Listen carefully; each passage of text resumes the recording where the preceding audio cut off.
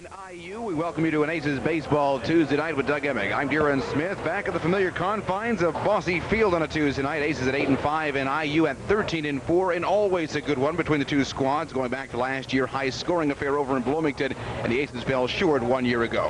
And I think right now you look at the University of Evansville probably playing the best ball that they've played all season long. You look at the weekend series, took 3 of 4 from Ball State, and that really prepares them for a good Indiana team coming in there. And as you said, they are pretty tough with a 13-4 record. And like we just talked about, Doug, so much experience on this year's Aces team, and Brownlee again does his homework. A lot of locals on the team, and yeah, solid throughout, up and down. Well, you're going to see pretty much familiar faces in every position this year, including the mound today. Greg Wilming probably is going to be considered the ace of the staff for the Aces this year. 2-1 on the season, a 2.05 ERA. Yeah, the Aces at 8-5, winning 3 of the 4 over the weekend, 4 of their last 5, and falling short to Ball State back on Sunday, 5-4. But again, to repeat what I said earlier, Coach Brownlee very, very pleased after the first 13 games of the season. Well, I think you look at the way and the success that they've had this far, probably the best when you look at percentage-wise has been the way the pitching staff has performed. That was probably going to be one of the question marks when you lose a McCauley, but you've got Wilming as the ace coming back after a pretty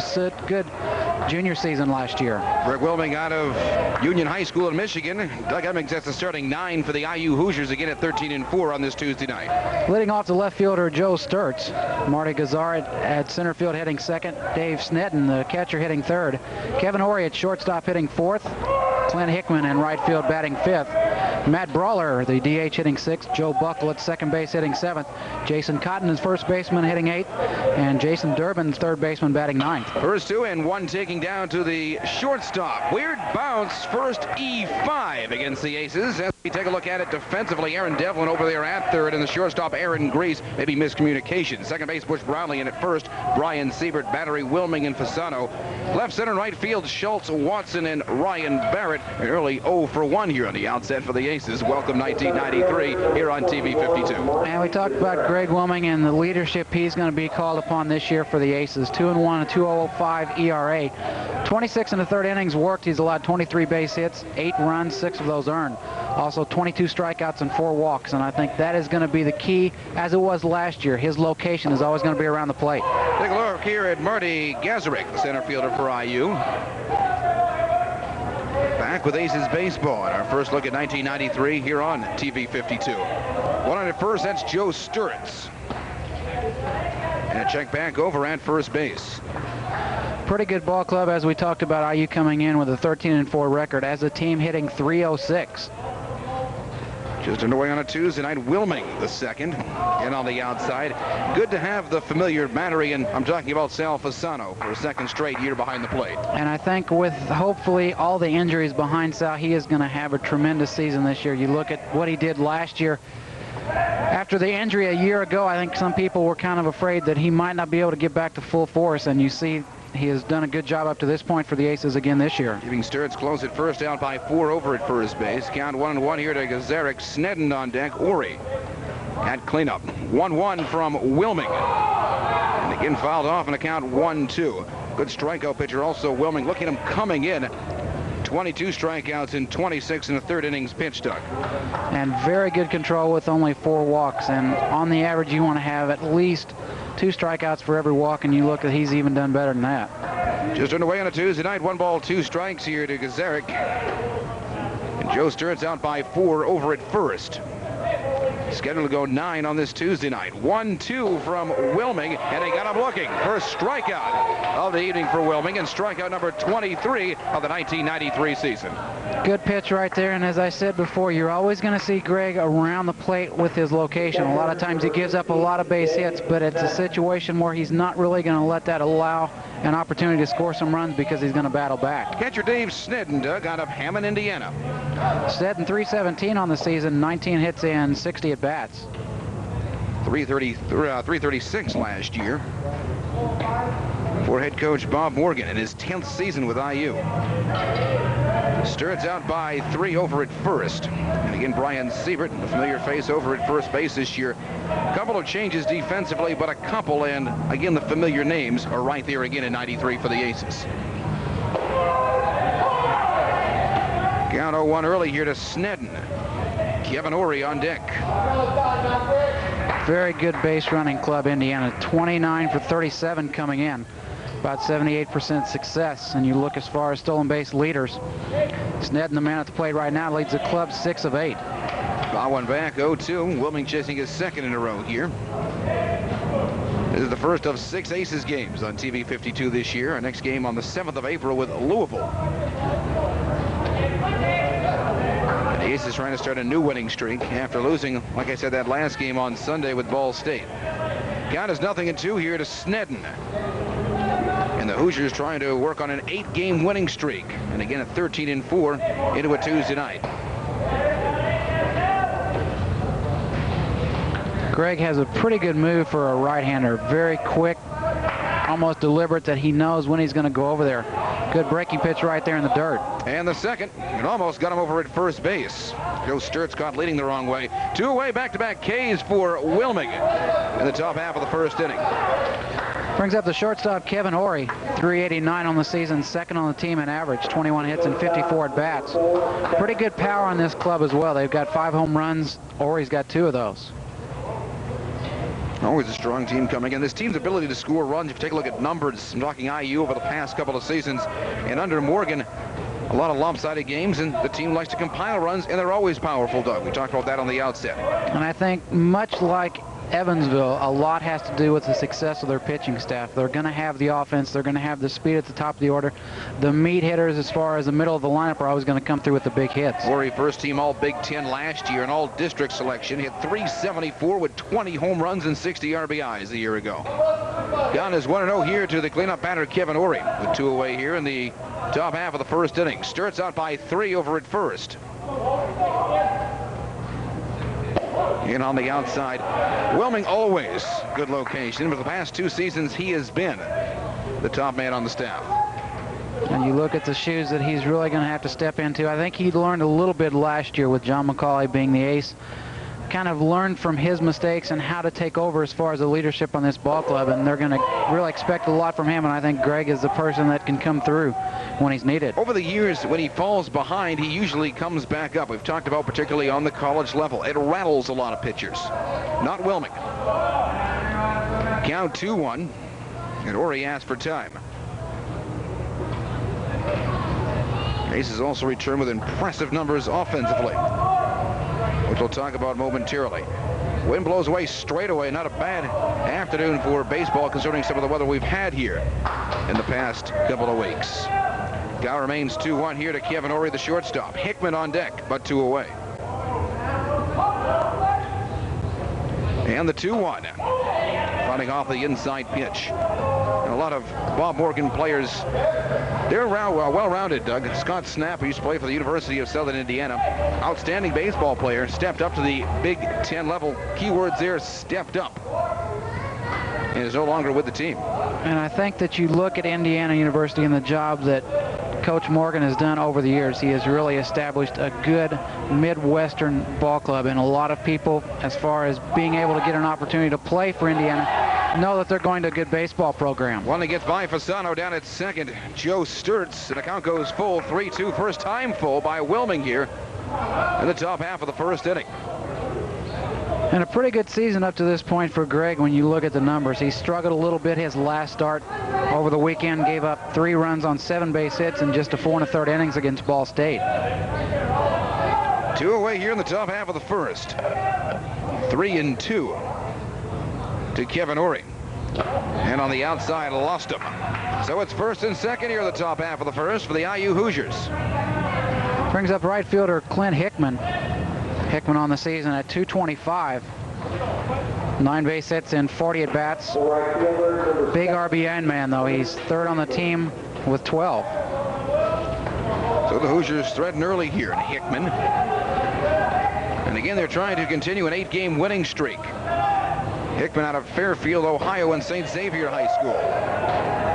.281 a season ago, but only 64 at-bats. So Hickman stepping up playing time from a season ago during his freshman year. 0-1 here to Hickman. Matt Brawler, the DH, on deck, first and second for the Hoosiers. And one back down to third baseman Aaron Devlin. Force at second. And we've taken our first defensive look at the Evansville Aces here at 93 on a Tuesday night. You're watching the return of Aces baseball on WAZ. A season to go for Scott Mudd on the hill and 20 appearances last year for Bob Morgan. Doug Emick has the numbers on the starting pitcher for IU today. 1-0 the record, 4.26 ERA. He's worked 11 innings, allowed 6 base hits, 6 runs, all of those earned.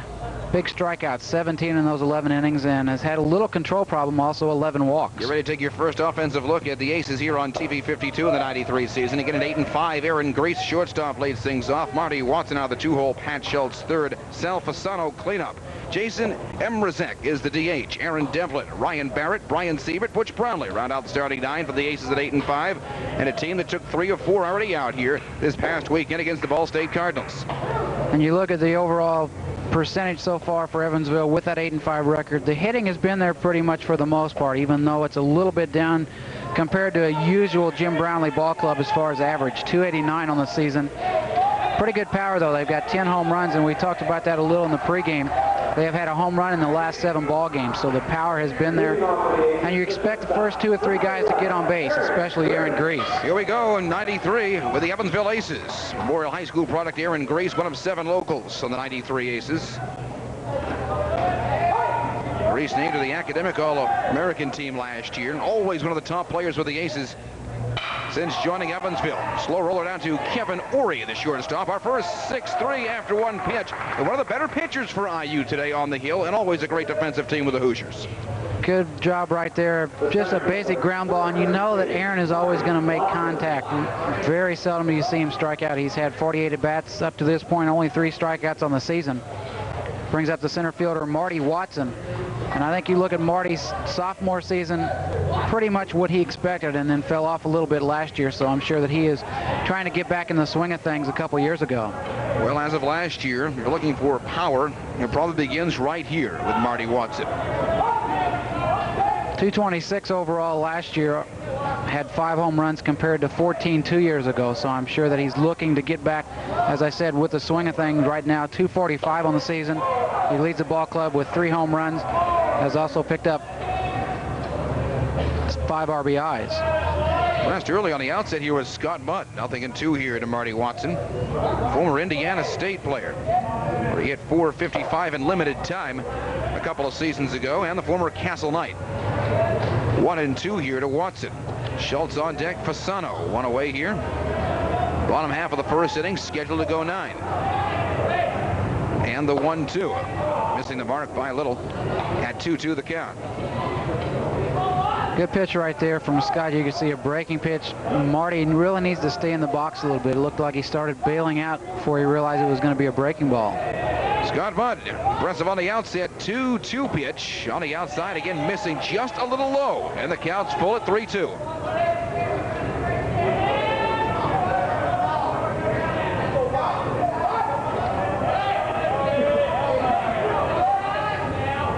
Second, we'll do it again. Really important for the Aces for these first 2 guys to get on base as much as they can. As we talked, Aaron, pretty good contact man, hitting .313, but you need the first 2 on, because then you've got the next 3 coming up. Schultz and Fasano. Emrazek, a newcomer to the Aces this year, the DH. Again, the 3-2 here to Watson, and lost him on the outside. Not bad location by Mudd, just a little low here, Doug. Not bad at all, and you can see right there, 2 of those 3 pitches very close. Sometimes it takes a pitcher maybe an inning or 2, especially on a cold day like this, to really get warmed up, also get used to the footing out on the mound. Final season for Memorial product Pat Schultz enters tonight's game, .366 in all 13 games. This will be at-bat number 42. 4th on the team in at-bats for Evansville in game number 14. And Watson out by 4 over at first, and right back with location Mudd on the inside, strike 1. Very impressed with the way Scott has approached each hitter up to this point. Good job right there. Knows that Pat Schultz is a very good hitter, so look really for him not to give a whole lot as far as location. Watson won by first baseman Jason Cotton. Defensively for IU, Mudd and Snedden is the battery. Jason Cotton at first. Joe Buckle at second. Kevin Ory the shortstop. Jason Durbin Over to third base, Sturts, Gazarick, Hickman. Left, center, and right field for IU. Watson again out by 4. Not a bad move also by Scott Mudd to first base. Good move, and he had Marty leaning just a little bit. You can see he kind of stumbled as he was going back to first base, and the throw just a little bit up the line. First baseman Jason Cotton had to bring the ball back. 0-1 here. To our first look at Pat Schultz here on TV 52 in the 93 season on the outside. Waste 1-1-1. Pitch out right there, thinking that with that last time that Marty might be going. And we talked about the success of Indiana and their stolen bases. Jim Brownlee, always one that likes to gamble and run a lot on the bases. 15 for 20 on the season. Pat Schultz leading the way at 3 for 4. Marty Watson, a perfect 2 for 2. 1-1 pitch, chopper down third base. Durbin has time to go to second. That is all. On the 4s, there are 2 away.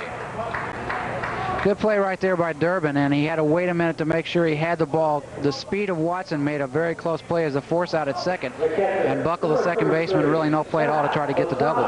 So 2 away, our first look at Sal Fasano. Want some more power? You've got Fasano.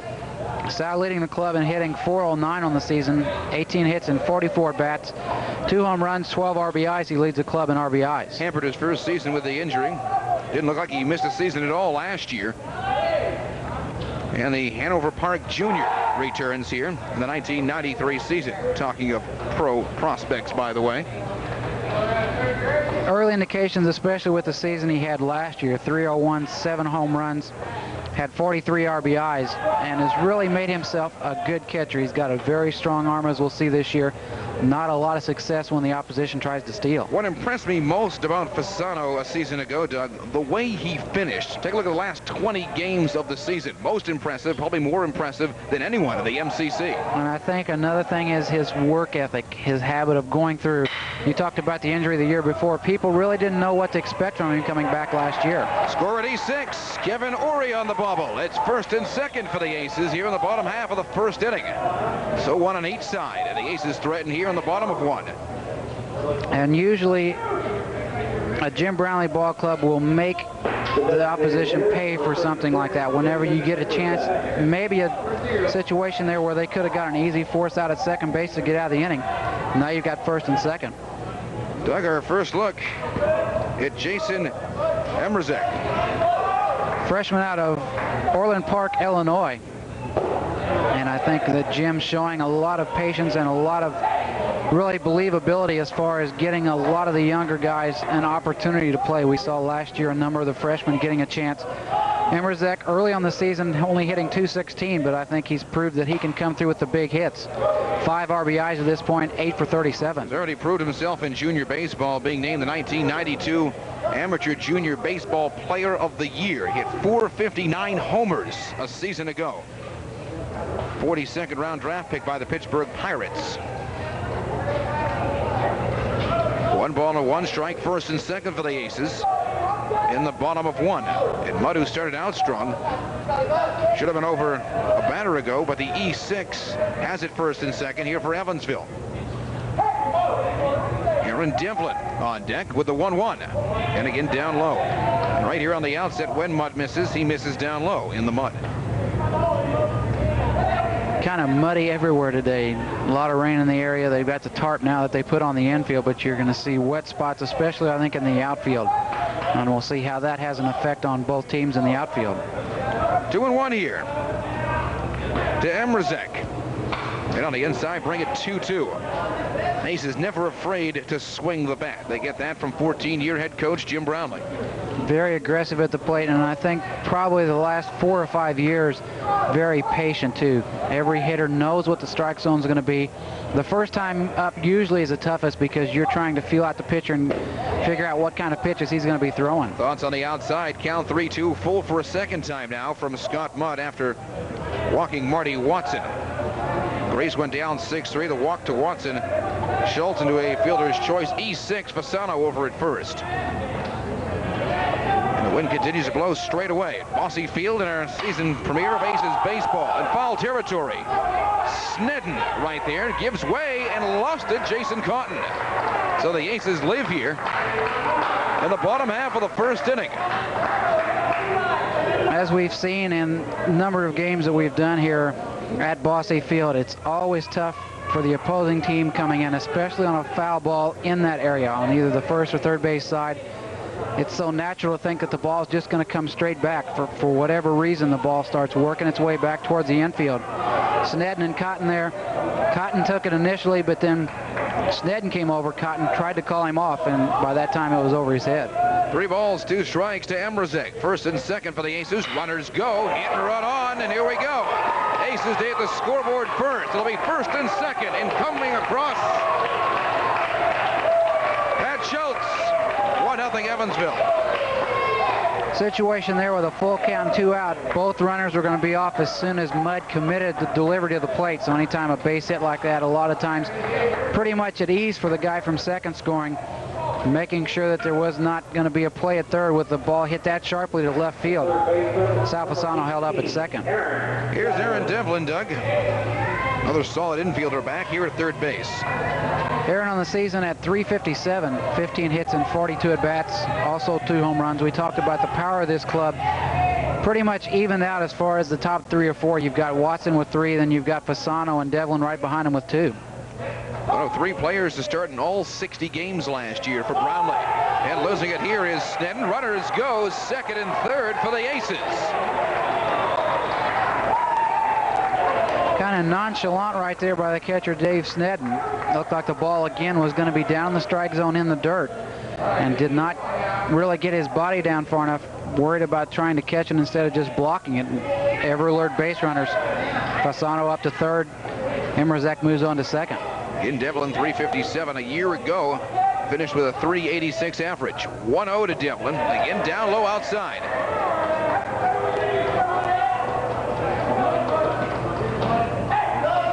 Barrett, familiar name out of Memorial High School, is on deck.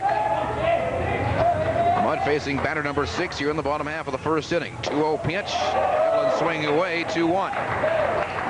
Good comeback right there by Mudd. You can see after going 2-0, this is really a situation where you really look for the pitcher to pull his neck and get real tough. You've got second and third now, but you've got 2 outs, so your concentration right now is make sure you get that hitter to the plate. Second and third for the Aces. Base hit should score 2. Aces up 1-0. Schultz scoring on Emrazek's base hit.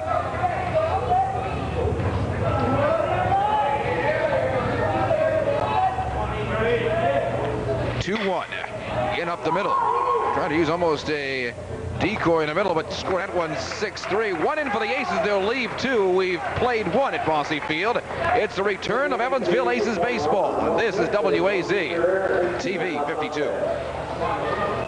By Wilming back in that first inning. 2 strikeouts and a walk. Allowed 1 base hit. Kind of an infield bobble right there between the shortstop Aaron Grease and Aaron Devlin at third. Matt Brawler, the DH, up right now for Indiana. 6, 7, and 8 for IU. Trailing 1-0 early. Scheduled for 9. Top half of the second inning.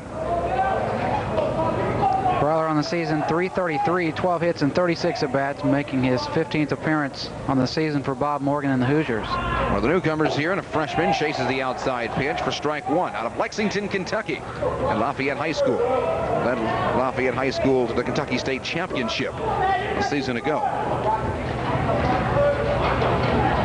And Wilming with the second on the outside. Works the count to 1 ball, 1 strike. Aces return to TV 52 on April the 7th with the Louisville Cardinals.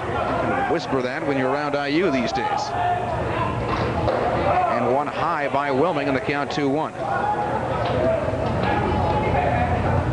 Greg, as we said before, one of his strong points, his location and his ability to move the ball inside and out of the plate, especially when he gets ahead of the count. 2-1 from Wilming. Chasing on the outside, second, count 2-2. Wilming 2 Ks in the top half of the first inning. Gazarek and Sneddon. 24 on the year for Wilming in the strikeouts. Pitching in inning number 28 of the 1993 season, and again high. Wilming all over the plate on the opening batter here, top half of the second, Doug. Very uncharacteristic. It seems like we've seen in the past maybe an inning or 2 before most pitchers really start to get loose out there, but Greg usually is sharp once he gets on the mound. Good pitch right there on the outside part of the plate. Second looking like Gazarek. Down goes Brawler, and there's 1 away. Brings up the second baseman, Joe Buckle. 262 on the season, 11 hits and 42 at-bats. Buckle returning for his second year. Medical red shirt, actually, a season ago. Out of Carmel, Indiana. One of the best during his prep years. Hit .561 his senior year and was a member of the prestigious Indiana North-South All-Star game. His final year at Carmel. And one foul back to count 1 ball and 1 strike. Cotton and Durbin round out the starting 9. For the IU Hoosiers, 13-4, an 8-game winning streak tonight into Bosse Field. 1-1 pitch on the inside and 2 on the count. Greg, always one of the top as far as getting complete games on the staff for Jim Brownlee. Mentioned his 2-1 record on the season. He's got 2 complete games. This is his 5th appearance on the season. Buck was able to get in 19 games in 1991. His freshman year, and as I said last year, was redshirted.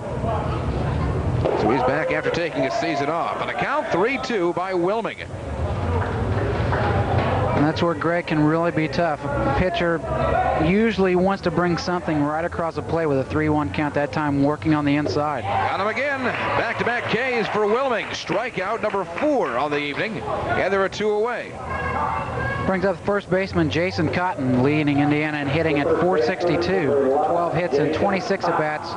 He's also scored 10 runs, has a homer and 7 RBIs. Member of LaPorte's state championship team. His junior season a couple of years back. If I'm not mistaken, that was over Memorial.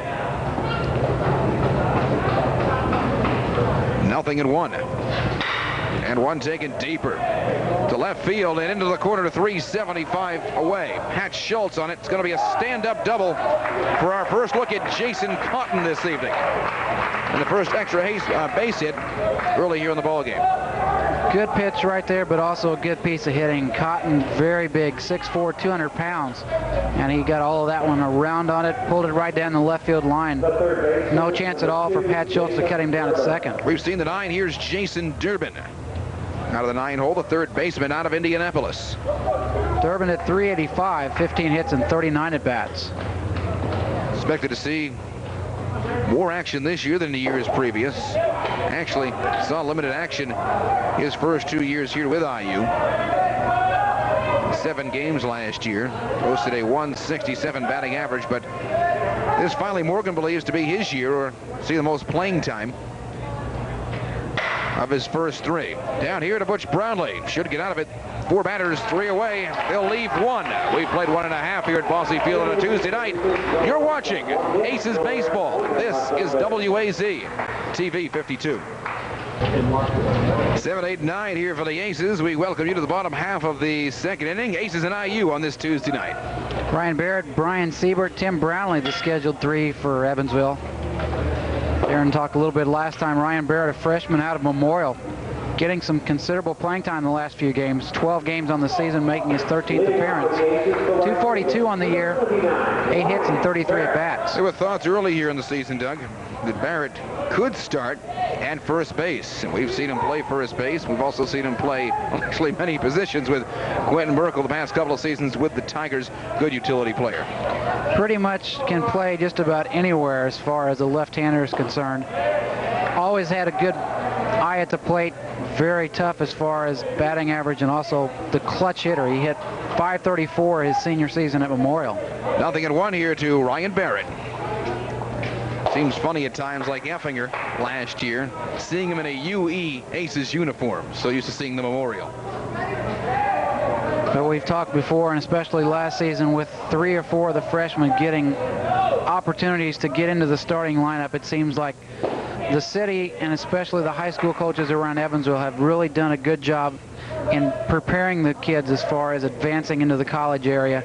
And that's just an added bonus right now for Jim Brownlee, being able to recruit local players and have them come out and perform for him. Scott Butt on the hill. Here's the 2-1 to Ryan Barrett, and the count moves 2-2. The younger brother of former UE players, Shane Barrett, Better known in soccer than basketball. Athletic family, the Barretts. 2-2 to Ryan. Siebert on deck. Brownlee rounding out the 9. And going for one low. That is the first K on the evening for Scott Mudd. Good pitch right there, an off-speed pitch, and you could see Ryan was looking fastball, and it kind of broke towards the inside of the plate, started his bat, and realized it was going to be close, so he tried to just get a piece of it. Always like this kid, Doug. Brian Siebert. Brian making his 6th appearance on the season. Average coming in at 286. 2 hits and 7 at-bats, so a slow start for him as far as playing time. But we saw last year another versatile player that can play 2 or 3 different positions. First, second, and third last year. Started in 35 last year for Brownlee. Count is 1-0 here to Brian Siebert. Again, Brownlee on deck. One on the outside, 1-1. Ace is leading 1-0 here in the bottom half of the second inning. We are scheduled to go 9 on our season premiere of Aces Baseball back on April 7th with Louisville. 1-1, fouled out 1-2. It seems like every year you can expect some production out of this bottom part of the lineup. Tim Brownlee did a good job last year, hitting 9th again this year. But this is a part of the lineup that a lot of times you think this is going to be the easy part. But if you get guys up there that have a good eye, make a lot of contact, and can get on base, that kind of sets the table for the top of the order. 2 balls, 2 strikes. And Mudd looking for the back-to-back K. And again, fouled off. We'll do it again.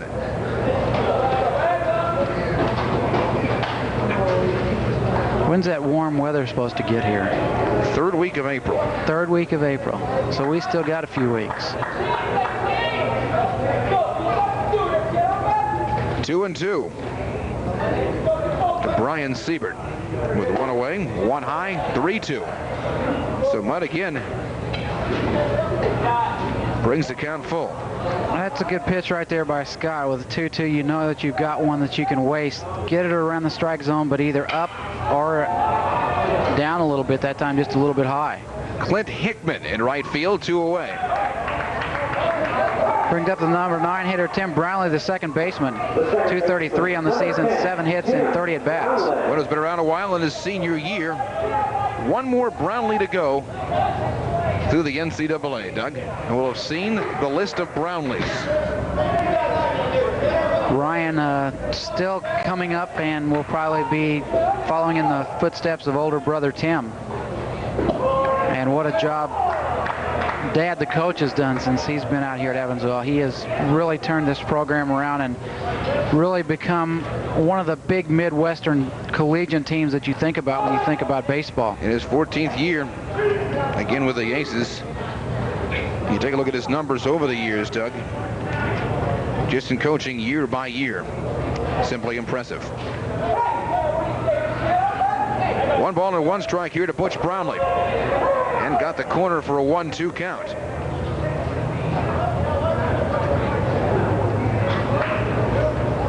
And this is a big out right now for Mudd and the Hoosiers. If you can get out of the inning without anybody getting on base, obviously by keeping the top of the order up till the next inning, you're going to be a lot better off. Jumper could be a problem. Covering is Mudd, so the Aces go in order here in the bottom half of the second inning. Nothing across. Our score 1-0 Evansville. I'm Darren Smith with Doug Emig. Top half of the third inning, IU and UE on this Tuesday night. Evansville leads 1-0. Back to the top of the order for the Hoosiers. Sturts, Gazarek, and Snedden, 1-2-3. Joe Sturts, 1 for 1, picked up an infield single back in the first.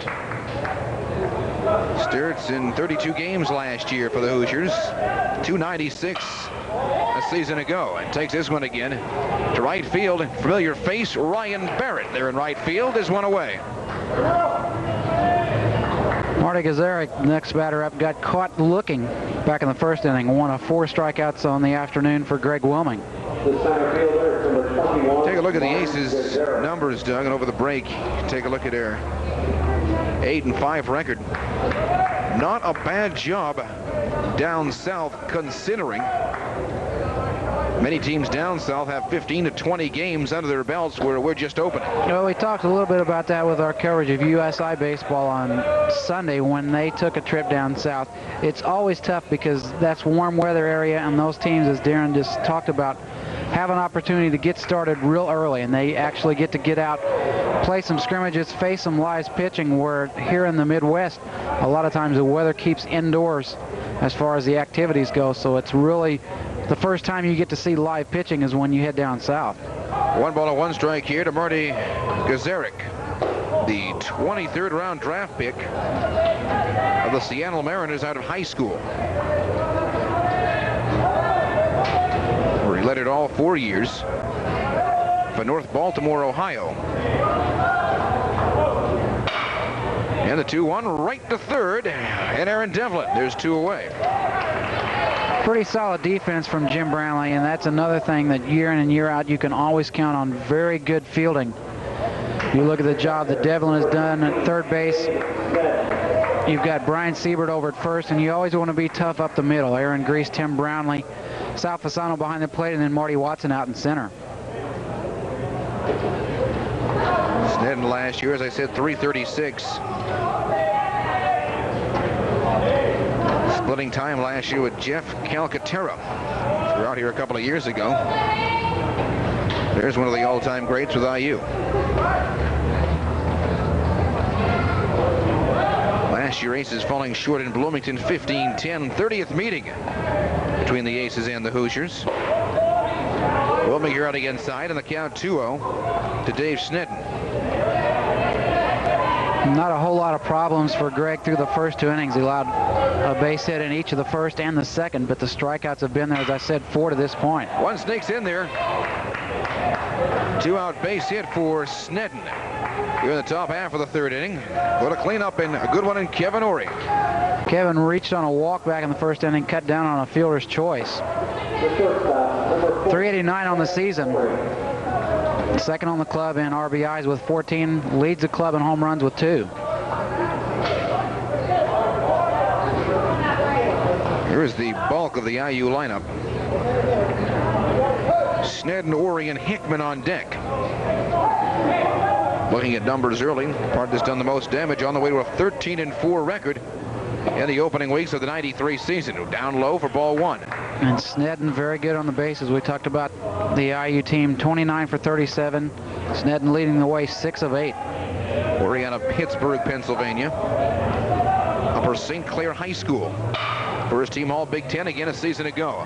We had a chance to get 2. Grease going to Brownlee for the force. Didn't really need to. It would have been the 3rd out. Safe down at second is Snedden. That's the speed right there of Snedden. With 2 out, he's going to be off with the crack of the bat, and because that was fielded so far in the hole at shortstop, that was really the only play that Aaron would have had. There would have been no chance of getting Ory at first base. Brings up again Clint Hickman, who hit into the 4 stand the 1st. But again, it's 1st and 2nd for IU.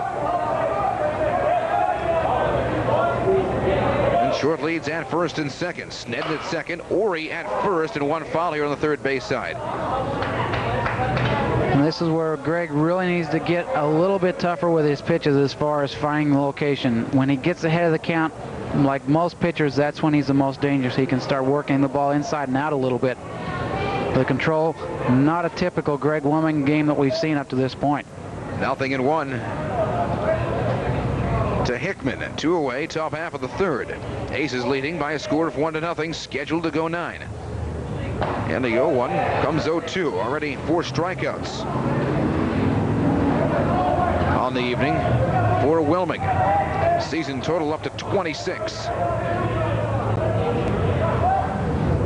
Again, impressive numbers the past 2 seasons for Greg. In his final year with the Aces. 0-2 pitch, 1 high and 1-2. Sal Fasano, the last couple pitches, looking down to first base, trying to get Kevin Ory, the man on first, maybe picked off going back to first. And we saw last year Sal not a one to really afraid to throw behind a runner. He's got confidence in his arm, and he's got a strong arm. 1-2 pitch just misses inside. And the count goes to 2-2. Here's a pitcher who had 85 strikeouts a season ago, and he's already chasing that here. Pretty good location again. That one just inside a little bit. And you can tell that the crowd wanting to get back into this, and they need a big pitch right here. Chance here at first base. Got him. So they'll go down that way in the top half of the third inning. Nothing across that time for IU, and the Aces still lead by a score of 1-0. We head to the bottom half of the third. It's Aces and IU on TV 52. Back out at Bosse Field for the season premiere of Aces baseball here on TV 52. With Doug Emig, I'm Darren Smith. Aces up 1-0, bottom half of the third inning. Just like we led off the top half, back to the top of the order, and for the Aces, Grease, Watson, and Schultz.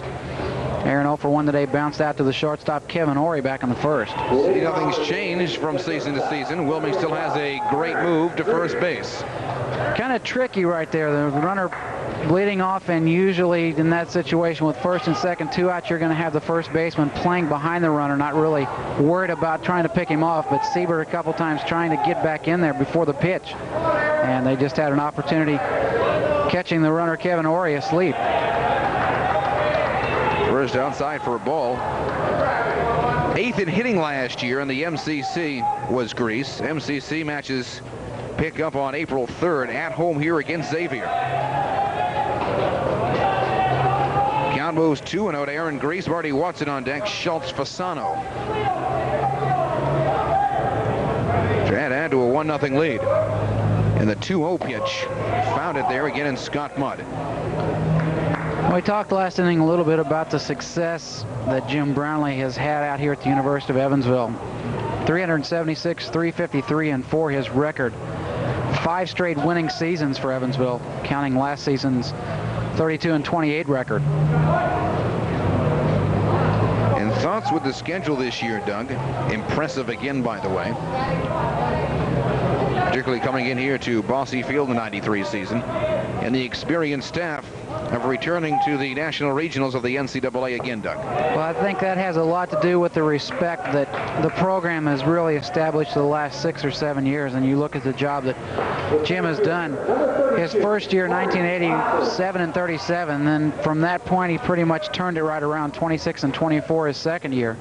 Since that time has really built a very solid program, and you're going to get the big names as far as scheduling when you look at that and the success that he's built. Aaron Grease striking out for just the 4th time here in the season. This is Marty Watson. And to Joe Sturtz in left field, hits a 1-out single for Marty. And I really think that's what the Aces need this year, something that they didn't get a lot of from Marty last year. We talked about the success that he had his sophomore season, but this is his senior year, and I think he, along with the other seniors, realized this is our last chance. Let's put everything together, get that team unity together, and really have an excellent '93 year. And one last chance to impress the majors, Doug, is Pat Schultz. What can you say about Pat? He just gets better and better, it seems like, with each year. Tremendous job since he's been a starter his freshman season. 375 his career batting average. And you look at the RBI production more and more each season. 24 his first year, his sophomore season 51. And a team high 67 last year. You take a look at extra base hits for Schultz, and 41 at-bats coming in. Has already picked up 4 doubles and 2 triples and a homer. And a shot down at second, well off the mark, was Snedden. So good a stolen base for Marty Watson. Continues with his perfect percentage, 3 for 3 now in the stolen base department. And that's what you need, the top 2 guys to really get on base, try to create something with movement out there. A lot of times, especially with Schultz at the plate, you're going to see a hit and run situation. Now you've got 1 out, you've got a runner in scoring position at second. See, the Aces compile runs here early. So far, storyline early in the season for Evansville. They've had to come back to win a couple on the way to an 8-5 mark. And again, the losses this year for the Aces, as I talked about in the pregame, they've only lost by a couple of runs. Earlier they lost by 3, the rest all 1- and 2-run ball games, Doug. And that tells you a lot about the pitching staff, being able to keep them in there. Also, with a chance anytime to get back in the lead, it seems like the offense knows that they can come up in key situations and get the big hit. Schultz continues. Brownlee holds Watson. It is 1st and 2nd here for the Aces. Big base hit right there, really by Watson and Schultz. Very similar in their batting style. A little more of a contact hitter with Pat Schultz, but both have excellent power. Now you've got first and third and an ever-dangerous Sal Fasano at the plate. Our Fasano, and impressive debut on TV 52 for Emrzik. Follows Fasano, he's on deck. Sal 0 for 1 today, reached on an error by the shortstop Kevin Ory back in the first. Expected big things from Fasano when he first arrived here on the campus of UE. And is laid up to the billing, Doug. Particularly last season, as I talked about late in that season for Fasano. He just took over and played perhaps his best baseball of his NCAA career, final month of last year. Good running situation right now, too, for Evansville. You've got Schultz on first base, Marty Watson on third, maybe a double steal situation. Pretty good speed from both. Schultz 3 of 4 in the stolen base department. Schultz out by 5 over at first. And again, check Schultz back. Watson bluffs over at third base. And for as big as Marty Watson is, Doug, and I'm talking about the upper body, his kid can motor. Very deceptive as far as people look at him and say, well, he's not going to be that quick. I think he uses his knowledge of the game, especially stealing bases. He knows how to read the pitcher real well. And again, Kevin Ory at shortstop. Goes all the way to first, and that is not in time. Pass Cotton. Schultz on his way to third, and Watson's already in. It's 2-0, Evansville. You want to make the defense make a play on the ball, and that time a good hit right to the shortstop. Ory had to move to his right just a little bit, put him in a hole, really no chance at all for a force out.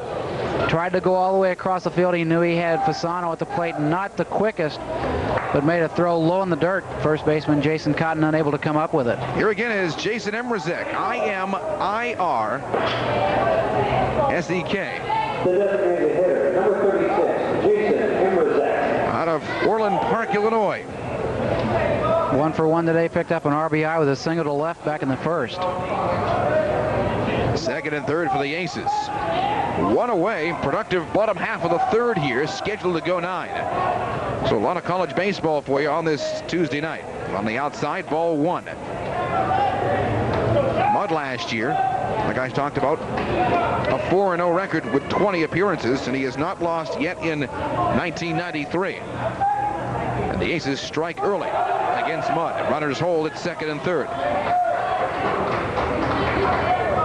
And in the past couple of batters, Mudd has struggled. That was not the case earlier. Even when he worked the count 3-2, he had good location. A little bit wilder or too low now on the batters. Well, I think the location right now is to the benefit of the Aces. He's getting a lot of fat pitches over the plate, and obviously with the top 3 or 4 hitters in your lineup, those are the guys that are going to come through. And anytime a pitcher makes a mistake with a fat pitch, they're going to take advantage of it. One by Jason Durbin. It'll score 2 more for Evansville. Here at the plate. He's in there. I may have jumped on that too early. Not respecting the arm of Joe Sturtz in left field. Down to second moves Emrzik. 2 RBIs and 4-0 Evansville. Another key base hit right there, and that's really making the opposition pay for a mistake. Base hit by Fasano, an overthrow by the shortstop Ory gets his second error, and that puts runners again back into scoring position at second and third. And so far, Emrzik doing the damage. 2 for 2, 3 RBIs today. We said it a season ago, it does not get any easier as you go down the starting 9. Again, it's Aaron Devlin with another in scoring position. Aces lead 4-0, 1 gone here in the bottom half of the third inning. Aaron 0 for 1, bounced out to the shortstop back in the first inning. 3:57 to this point in the season. Holding on Kevin Ory, and 6-3, 2 away. Brings up the right fielder Ryan Barrett. 0 for 1 today, a strikeout victim back in the second inning. And Barrett's a player where you give him a little NCAA experience, Doug, and this kid is going to wow you. Really impressive his senior season at Memorial, as he was pretty much all 3 years that he played varsity action for Quentin Merkel. And it's not easy making the adjustment from high school up to collegiate baseball, whether it be Division I or Division II. You're going to see a lot better pitchers. You're going to see pitchers that have a lot more of a nucleus as far as their arsenal is concerned. Fastballs, breaking pitches, off-speed stuff. So it's going to take them a while really to adjust from the difference. Quite an addition to the 93 Aces. Ryan Barrett now of UE. And a hopper there to Dave Snedden. Felt so bad for Barrett in Indianapolis last summer, who didn't play the game of his life. Rather had a couple of errors early. So uncharacteristic of Ryan Barrett, one of the finer players to come through Merkel's program. Seems like year in and year out you can always count on Memorial being one of the top teams as far as the state's concerned in baseball. And as I said before, an opportunity for Jim Brownlee to use that talent to further his baseball program out here at U of E. Hickman backs up, 370 away. More damage done here in the bottom half of the third inning. 3 more come across. Aces lead by a score of 4-0 on a Tuesday night. We enter the top half of the fourth inning with the Evansville Aces, and baseball continues on TV 52. Top half of the fourth inning, it's 5, 6, and 7 for IU, who trails by 4. A lot of insurance now for Greg Wilming. He can go out and just basically throw the ball over the plate. He knows he's going to have the defense behind him. Hickman, the leadoff hitter, 0 for 1 today, bounced out in a fielder's choice back in the first inning and was at plate when Kevin Ory got picked off by Wilming with a first baseman Brian Siebert sneaking in behind him. And fouls first off. 4 strikeouts to Wilming's name on this early evening of Aces baseball. You give Wilming a lead like this, and very rarely will he blow it. Not that he's overconfident, just confident, Doug, and a darn good pitcher. Well, I think he realizes he's got the arsenal behind him that if he does run into a situation where Indiana can come back and maybe get within 1 or 2 runs, he's got confidence in his teammates that they're going to get a couple more runs. So it's just like I said, he can go out, basically just work on his control, throw the ball over the plate, and let Indiana hit it. This would be a big win for the Aces tonight. Tomorrow afternoon at 3 o'clock, Wisconsin-Milwaukee steps in here, 1 added. And then they'll finish out the month with Illinois-Chicago, and then play at Louisville. We're coming into MCC play on April 3rd. So big ones here, Doug, before you head into the MCC. Kind of using it as a preseason type of scrimmage to where you can get some games under your belt. Big comeback right there by Greg, strikeout number 5. That is the third looking.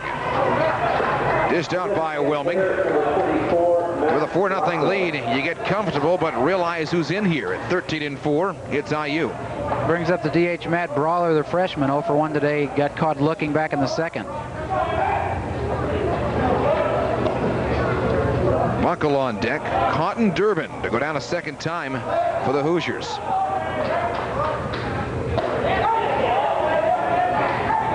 Good to see good location here early by Wilming. As we talked about earlier, can mix it up and does it well. And like we said before, most of the time, if he gets ahead on the count, that's when he starts toying a little bit with the strike zone. It's always going to be in the same location as far as high or low, but it's going to work inside, it's going to work outside. Very good control. 1 ball and 1 strike as far as hitters go with IU. Probably the most impressive freshman picked up by Bob Morgan last year. As I said, he led Lafayette High School to the Kentucky State Championship a season ago, and All-State last year in Kentucky.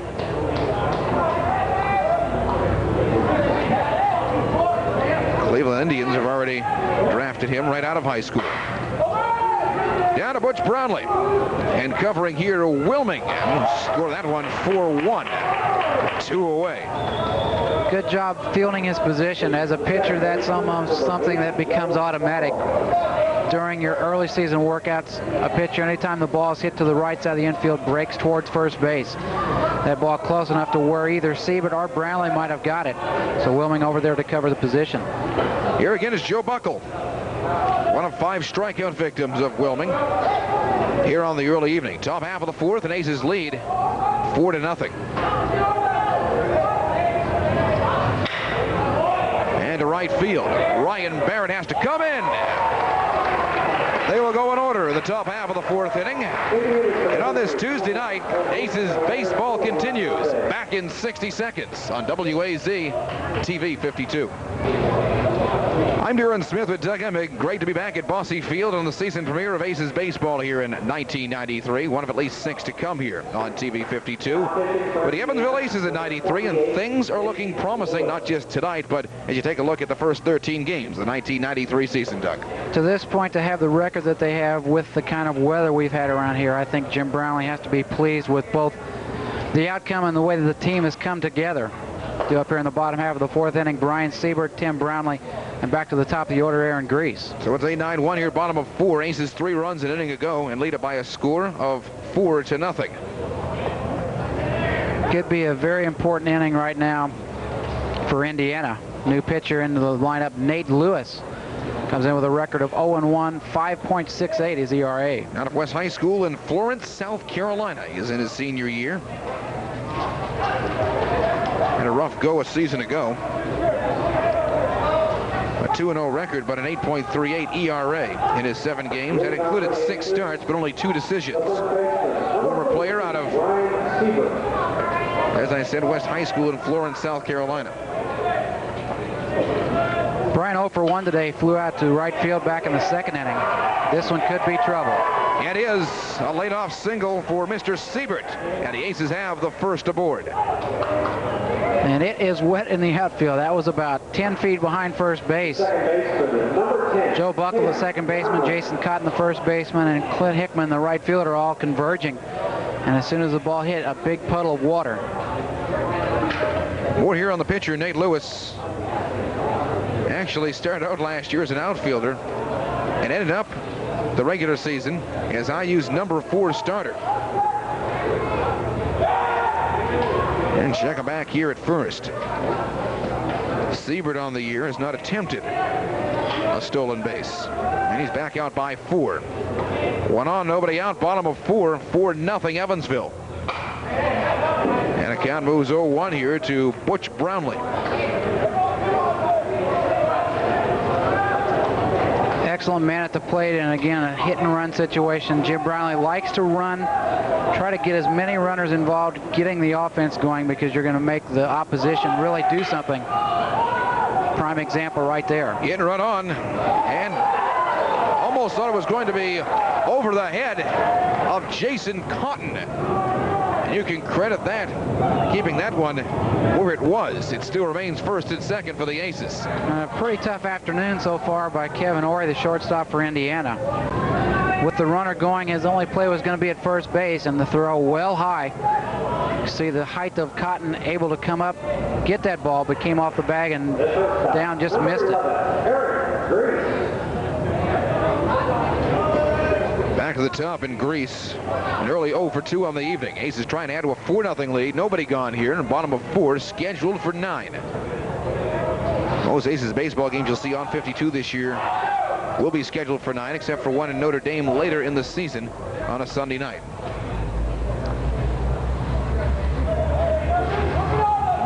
Nothing in 1 here to Aaron Grease and Marty Watson on deck. And that's a good example with that last play. Typical University of Evansville baseball, where you make the opposition think about what's going on. A routine ground ball more than likely would have been at least a force out at second, probably a double play, but with the runner in motion, you're going to make the defense adjust a little bit, and Ory not able to respond. Aaron Grease in 2 years with Evansville. 330 a season ago, 324 previous.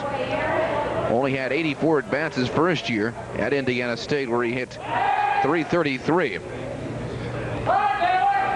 Count is 1-1 here to Aaron Grease. You can see Lewis getting a little distracted by the runners on the bases right now. His main concern should be at the plate and Aaron Grease.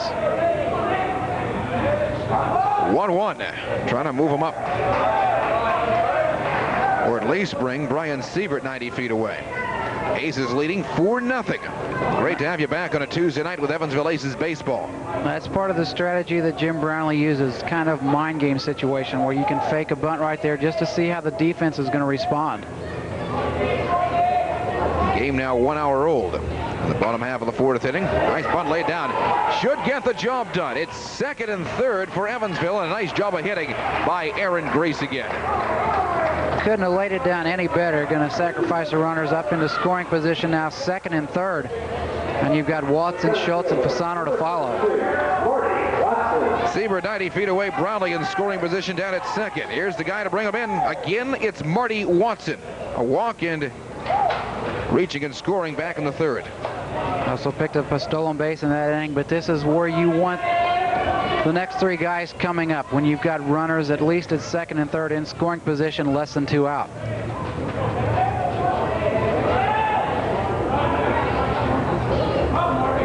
First to Watson here. Strike one. It's Nate Lewis on the hill for IU.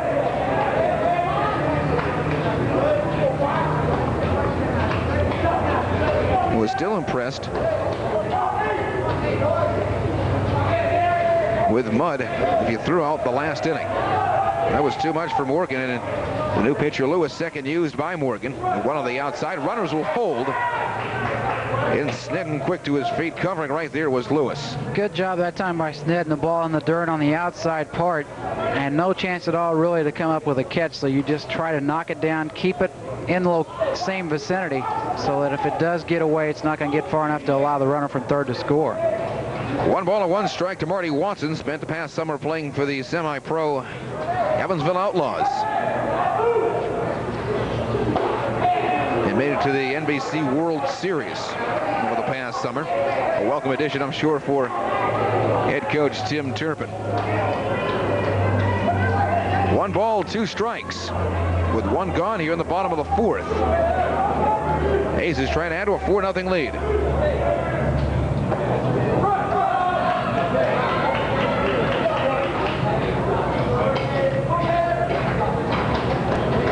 One again missing the mark. And it looks like Lewis is trying to come in with a lot of breaking stuff. That's the second pitch that's hit almost in front of the plate. Dave Snedden, the catcher, doing a good job knocking it down. 2 balls, 2 strikes. Siebert at third. Brownlee down at second. Marty using the high socks theory this year. Got his pants pulled up to his knees. Battery's going to talk here. Lewis having problems with the signals from Snedden. I thought I saw that earlier, Doug, when he first stepped in. A lot of times, especially with a pitcher in for the first time in the inning, with runners in scoring position, you're going to get a series of signals, and a lot of times it's up to the catcher and the pitcher to make sure that they know what each is calling so that you don't get mixed up with the delivery. 2-2 here to Marty Watson, second and third for the Aces. And got him on the outside. First strikeout of the evening for Nate Lewis. There are 2 away. Brings up Pat Schultz, been on base twice and also scored twice. Reached on a fielder's choice back in the first and had an RBI single back in the third. Number 23, Pat Schultz. Marty Watson, who leads the team now, again striking out at the plate. Big hitters will do that. That is the 12th time this year. And better at 50 at-bats. And chopper down, Buckle quickly over. Nice grab by Cotton covering Lewis at first, and he'll go down that way. Aces will leave 2 after 4 innings of play. It's 4-0 Evansville on a Tuesday night. This is Aces baseball back in 60 seconds. With Doug Emig, I'm Darren Smith, back again with Aces baseball here in 1993. And at the top half of the 5th inning, Aces up 4-0. Pretty good start for Evansville here on TV 52. Try to get back our traditional TV winning streak this year. 8-9-1 due up for IU. Cotton, Durbin, and back to the top in Sturts. Debuted in NCAA baseball back on Sunday night with USI. They return to action on TV 52 1 week from tomorrow night. And again, the Aces back on the 7th with Louisville. Slow roller could be problems. Wilming scrambles. Second effort good. 1 away. 1 pitch, 1 away. Score at 1-3. Well, we saw earlier, Greg, a very good pitcher as far as being able to field his position. As soon as he releases the ball, he gets set in a fielding position. And that time, a little slow roller to his left, came off the mound, bobbled it a little bit, but maintained concentration. Went to his knees and got the good throw. Standout from Perry Meridian in Indianapolis is Jason Durbin. Went down 4-3 back in the second. Already 1 gone here on the top of 5. We're going 9 tonight. Missing on the inside, ball 1.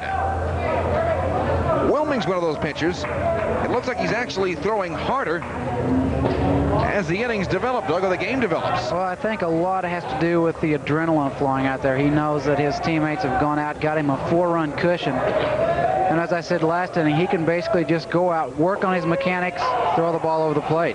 Comes back 2-1 now, the count here to Jason Durbin. Joe Sturtz awaits on deck. 4-0 Evansville, top of 5.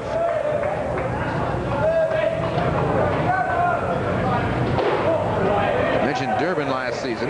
Not seeing much action at 167. You go from the captain of your high school team and set many records to pretty much sitting the bench in the Big Ten.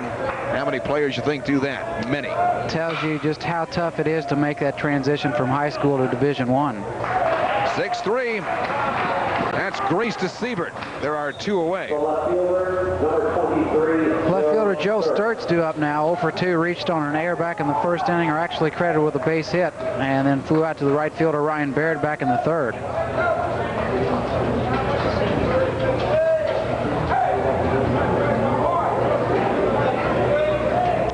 Sturtz over previous years, as I talked about earlier.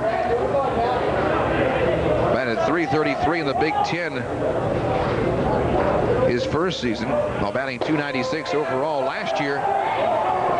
Finished with .296 while hitting .269 in the Big Ten. Count is 0-1 here to Sturtz. Gazarek on deck, and the count moves 1-1. For as nasty as weathers we had, we've got a pretty good turnout here at Bosse Field today. And as the evening developed, the more and more came. Late classes at Evansville, and not a bad weekday crowd. Aces no up here at home over the weekend with Ball State having their home opener rained out with Indiana State. That has been rescheduled. 1 down on the dirt. Count 2 balls and 2 strikes. Wilming looking for strikeout number 6 or 28 on the season in week number 4. 2 balls, 2 strikes to Sturtz.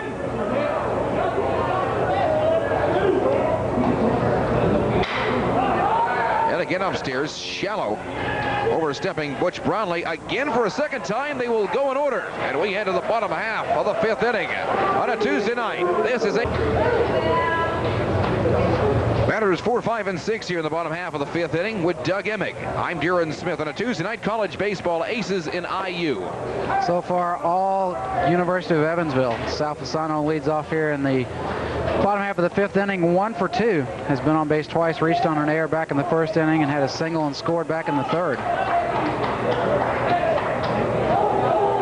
As I talked about, key game for the aces as we watch in tonight, with MCC play less than 2 weeks away.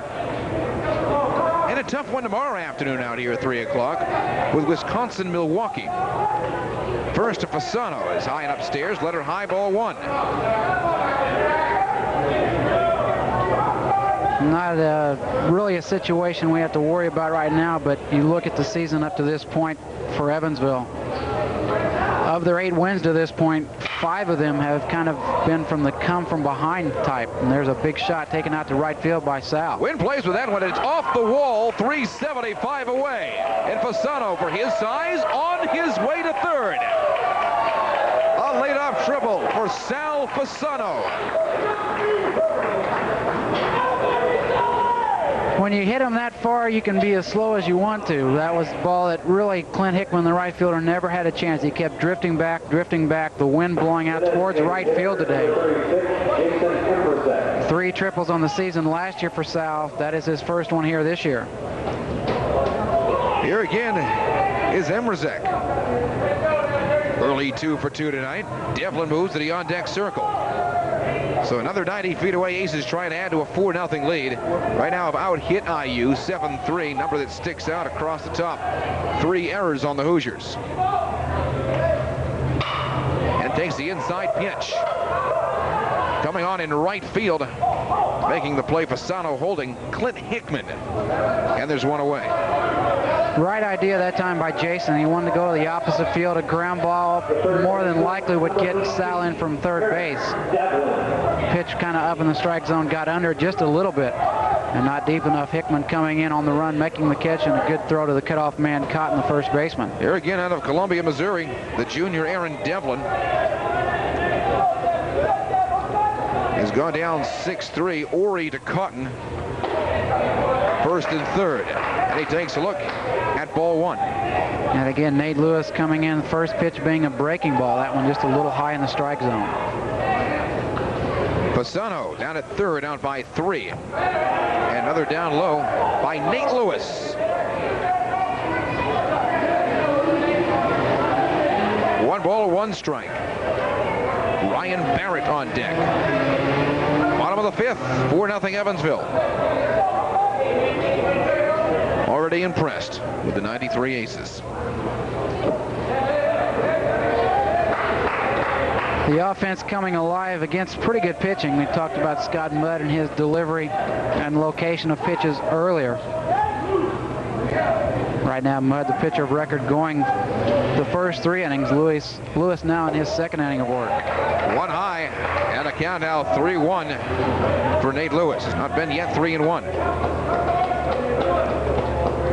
And just 1 away here in the bottom of the 5th inning. From Lewis, you're 3-1, and he misses down low on the inside. It's first and third, and we already know about the speed of Aaron Devlin. Opportunity again for a hit-and-run situation or just a straight steal. Ryan Barrett 0 for 2 today.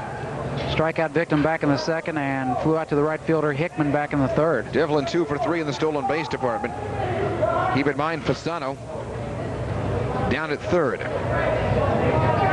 Devlin's out by 4 over at first base.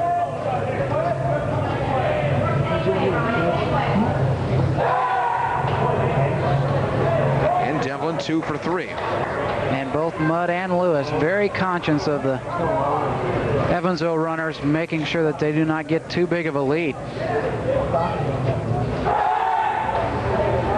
Keeping him close. He takes off. Do you expect Fasano to go? Wish they'd put that Wheeler kid in.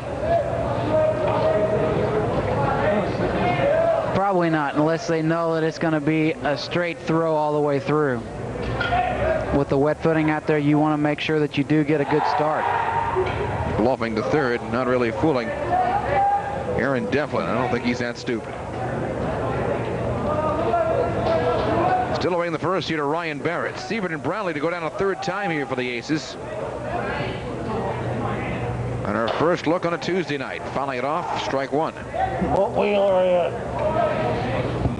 Another man that's always going to have a lot of contact at the plate. We talked about Ryan's success at Memorial High School, but he has what they consider a hitter's mentality up there. He knows what to look for.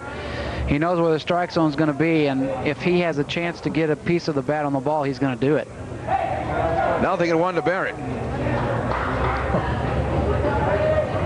Fasano led things off with a triple. Emerson goes out to right field, and Hickman. And here goes Siebert. Take a shot. Fasano will head off also. Here at the plate, and down is Fasano. Well, you asked me and I told you.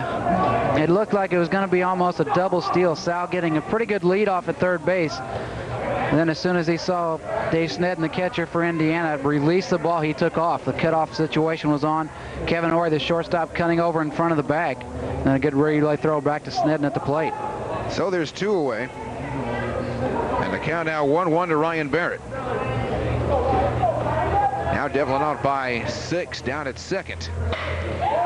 And nice hit ball to again Hickman in right field. Finds the gap between center and right. With ease, this will score Aaron Devlin. Another RBI for Ryan Barrett in his first year in the NCAA. Aces lead 5-0. Good piece of hitting right there. It wasn't a bad pitch from Snedden. Kind of down in the strike zone. Barrett went down to get it. And then Clint Hickman, the right fielder, coming in, trying to field it on the bounce because he knew it was going to be an opportunity for maybe a double. Couldn't come up with the ball. Center fielder coming over to get the relay back. Here again is Bryan. 1 for 2 here, came into the game, hitting .286. Another in scoring position, Barrett out by 4 down at 2nd base, and let her high again on Brian Siebert, ball 1. And this is one of the things about the Aces that they have done year in and year out. 2 men out, they always come through with a big clutch hit and get that extra run. 1-0 here to Siebert in foul territory, stepping over Jason Cotton. And that'll take care of the Aces here in the bottom half of the 5th inning. We've played 5. Another comes in for Evansville. It's 5-0 the Aces on a 2. We move to the top half of the 6th inning. 5-0 Evansville. Goose eggs across for IU as far as scoring. Only 3 base hits through the first 5 innings. 2, 3, and 4. Kazaric, Snedden, and Ori here for Indiana in the 6th. So there's some work for the Hoosiers to do if they're going to continue their 8-game winning streak. Foul the first off, strike 1. Put Hank in. You should have known coming in that Evansville was going to be ready, obviously with Wilming going to the mound. 2-1 on the season, ERA right around 2. And 1 on the corner. Who wants to see that Wheeler? Count 0-2. Good control right there. First pitch, fastball, that time an off-speed pitch. And when he gets to this point, a lot of times the hitters just go up there guessing, trying to figure out what's going to be coming next. They get it short, Aaron Grease. 6-3. 1 away. Brings up the catcher, Dave Snedden. 1 for 2 today. Strikeout victim back in the 1st inning, and then had a base hit to center field back in the 3rd. And Kevin Ori under the on-deck circle. So again, here's the bulk of your offense for IU. Snedden, Ori, Hickman, and even Brawler. 1 away, top half of the 6th inning. And Wilming yet to falter.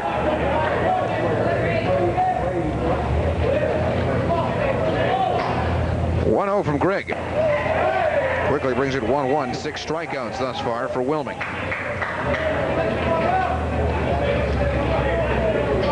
Aces trying to cool down the Hoosiers, who have been hot the last couple of weeks. 1-1 pitch. Right out here, 3rd. Hard shot. Devlin knocks it down. A long 5-3. Siebert keeps the foot on the bag. There's 2 away. We talked about how sound of a defensive ball club Evansville's got here, and you can see right now, pretty much every position, Coach Brownlee knows that any ball that they're going to be able to get to, more times than not, they're going to come up and make the clean throw. He's got to bring up Kevin Ori. Here's your cleanup hitter, who reached back in the 3rd inning, but was caught leading the wrong way, walked back in the 1st, stranded at that time. And for Evansville to really get a step up, this is going to be, I think, an important inning. If they can shut them down one more time, maybe put another run or 2 on the board. You look at 7, 8, and 9, that's where Wilming is really tough. Here's 1-0 from Wilming. And lost it down low 2-0. Has not fell behind too much so far tonight.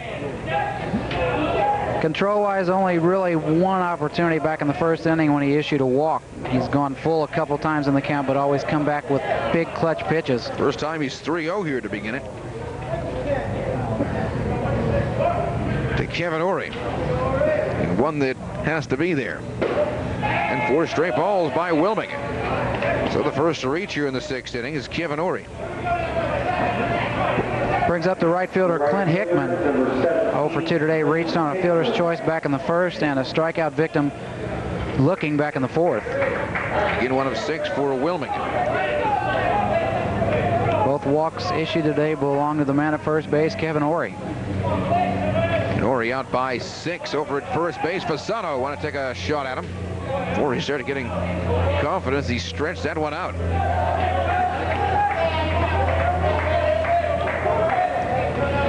You can keep an eye on Ori. Out by 5 over at first base. One taken deep. Pat Schultz going to have to back up. 375 away, and that is gone. A 2-run homer for Clint Hickman. And we quickly have a 3-run ball game at 5-2. Just like that. Hickman, probably a mistake right there by Wilming to pitch up a little bit. First home run on the season for Hickman. RBIs 13 and 14.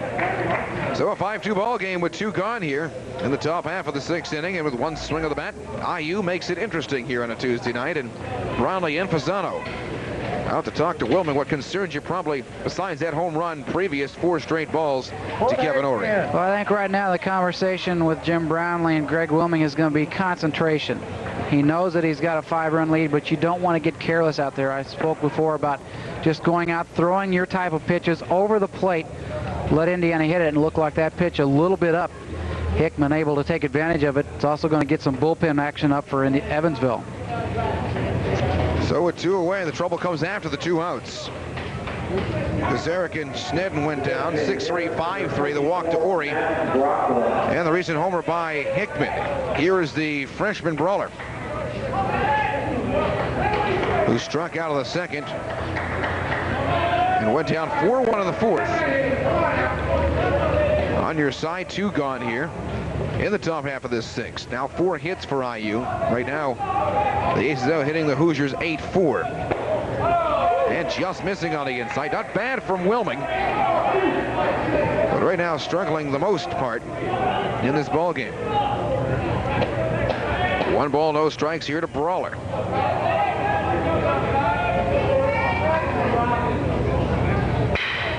And down to Aaron Grease. Need to say bye to this one. 2 in for the Hoosiers. And after 5 1/2, Aces still lead by a score of 5-2. We move with Doug Emig. I'm Darren Smith. New pitcher here for IU. We take our first look tonight at the junior Chris Peters. Out of McMurray, Pennsylvania, 6'1", 175. Record of 3-0 on the season, 1.83 ERA. Out of Peters High School in McMurray, Pennsylvania. 4-5 a season ago. I think his dad owned it. Well, a 4-year letter winner also in baseball. Had 2 in basketball. So not a bad high school athlete. Again, out of McMurray, Pennsylvania. A 6'1 junior. 3rd pitcher used by Bob Morgan. And right now the Aces' cushion is just 3 runs with a 2-run homer by Hickman. 9-1 and 2 to up here for Evansville. Brownlee, Grease, and Watson. Mudd began the evening, followed by Lewis, who didn't last long. And here we are with Peters, Brownlee, Grease, Watson in the bottom of the 6th inning. Tim 0 for 2 today. Bounced out first baseman, a pitcher, back in the 2nd inning, and reached on air by the shortstop Kevin Ory back in the 4th.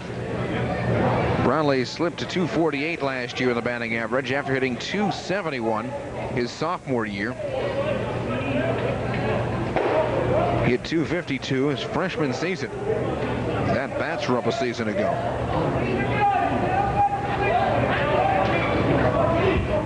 Two 2-0 here to Butch Brownlee.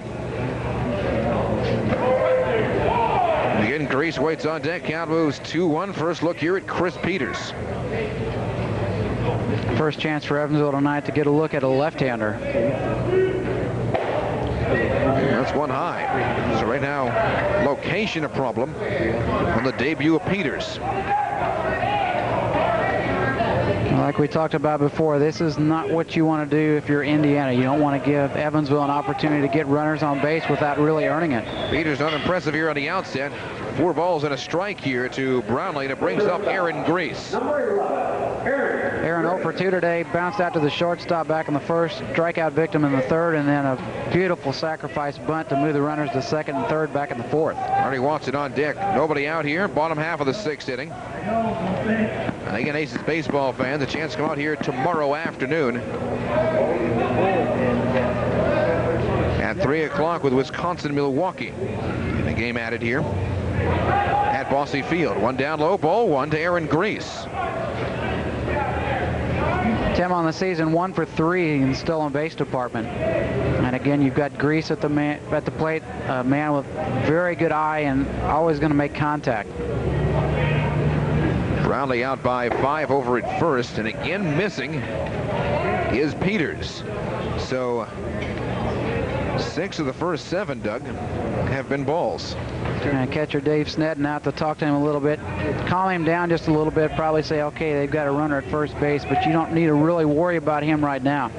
Concentrate on the plate, your location, and let's get ahead of this next hitter. Brownlee will step out again 1 for 3 with the stolen bases in 93. 2-0 here to Grease. Watson on deck. Aces up by 3 at 5-2. You're just joining us late on this Tuesday night. We're in the bottom half of the 6th inning.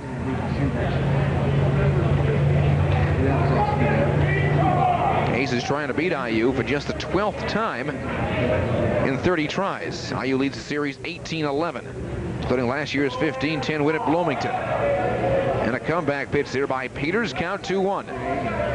Good pitch on the outside part of the plate. Might have had a take situation there just to make Peters throw a strike. Brownlee again out by 5 over at first. And again checking him back.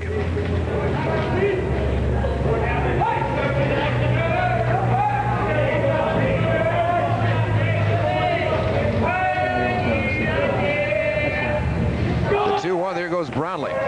He's 1 for 3 so far on stolen bases. Throw was off the mark by Stetton. Second stolen base of 93 for Butch Brownlee.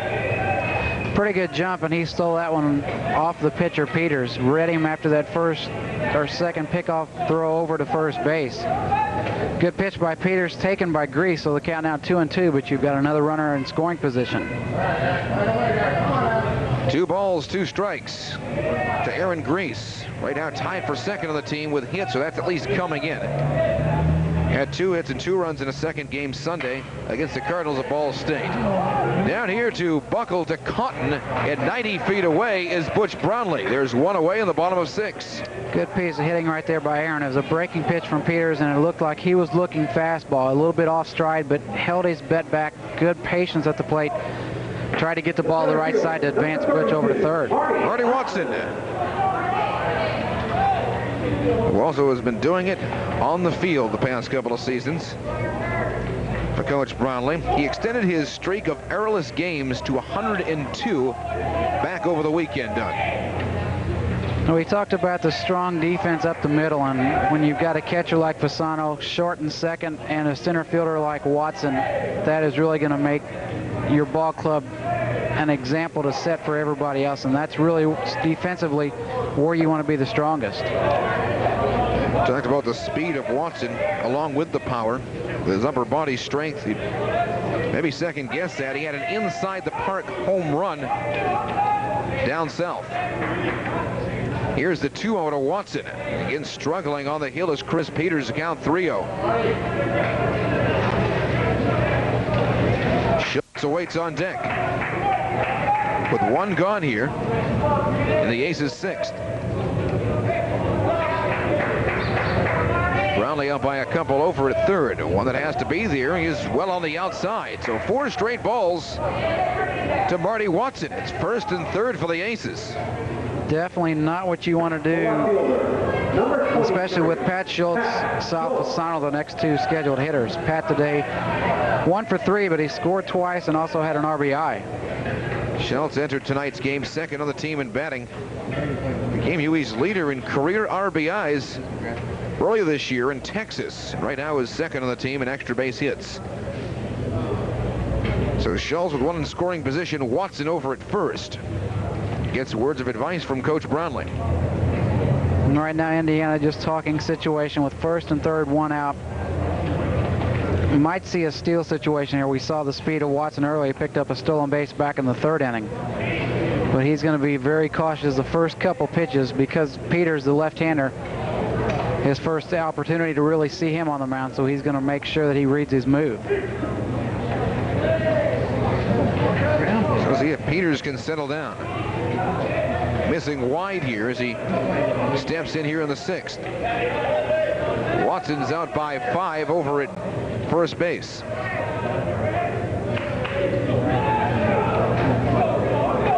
And Brownlee out by a couple over at third. First here to Schultz. Again down low. And easily down to second moves Watson. So it's second and third with just 1 away. Even more dangerous. Pat's now in a situation where the first couple pitches he can maybe look for something to drive. He knows that if he gets 2 strikes, he's going to be looking for one situation where he can at least get a fly ball. But now ahead of the count 1-0, he can look for his pitch. Swing the back could bring 2 more in for the Aces. Right Right now up by 3 at 5-2. Homer by Clint Hickman. At the top of the inning. Count 2-0 here to Schultz. Sal Fasano is on deck. And if you're Indiana, you might think about loading the bases to get a forced situation with one out, but like Darren just said, Sal Fasano's on deck, another dangerous hitter. And Emmerzik is 2 for 3 to follow Fasano, and it's 3-0 again from Peters. And more work in the bullpen for the Hoosiers. Here's your 3-0 pitch. Good comeback by Peters.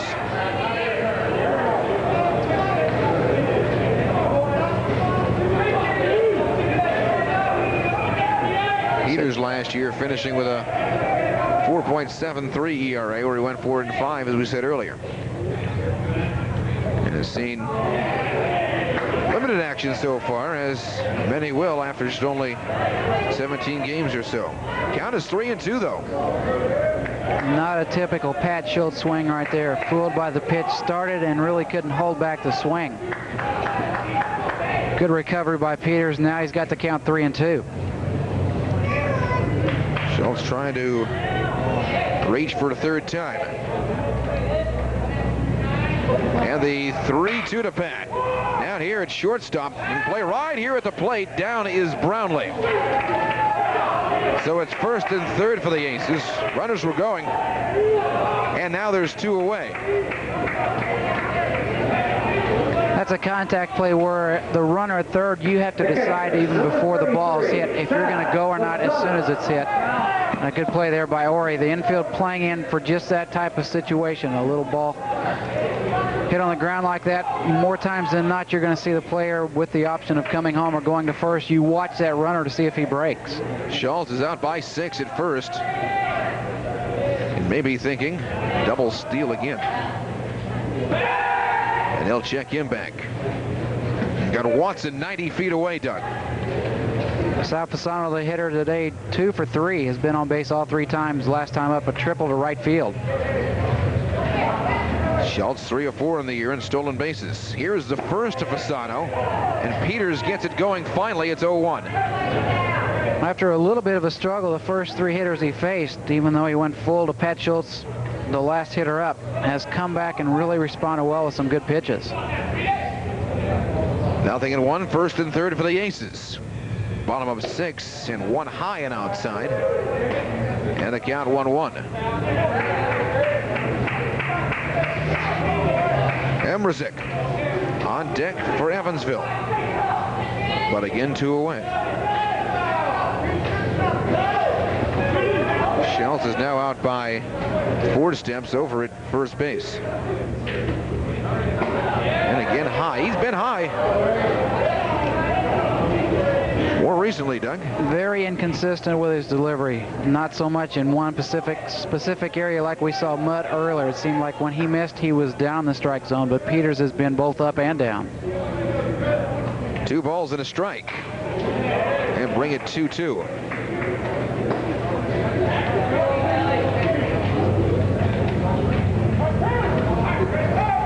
Sanos again, that's another. Even if he started out slow, has finished strong his first few seasons with the Aces, but he's got off to a pretty good start this year. Leading the club in hitting at this point, and has added to that with 2 hits today. 2 balls, 2 strikes to Fasano. With time called. And a heck of a weekend series, Doug. Fasano coming here leading the Aces with that .409 batting average. That bat number 47 on the season for Sal. And again, time is called. 2 home runs on the season, both of those coming over the weekend with Ball State. 2 balls, 2 strikes. On the lights here at Bosse Field, season premiere of Aces baseball. Still concerned over at first. 1 out to get out of it. Very slow start for the third pitcher used by Morgan and Chris Peters.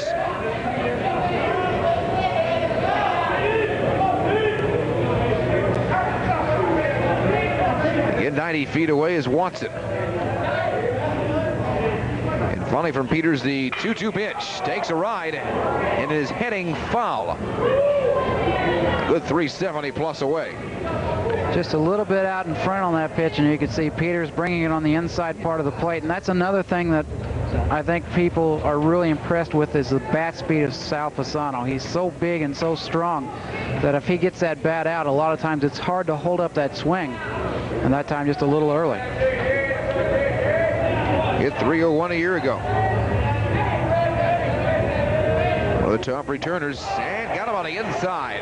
They have jammed him. That does it for the Aces here in the bottom half of the 6th inning. Nothing across that time, but they'll leave 2. And after 6.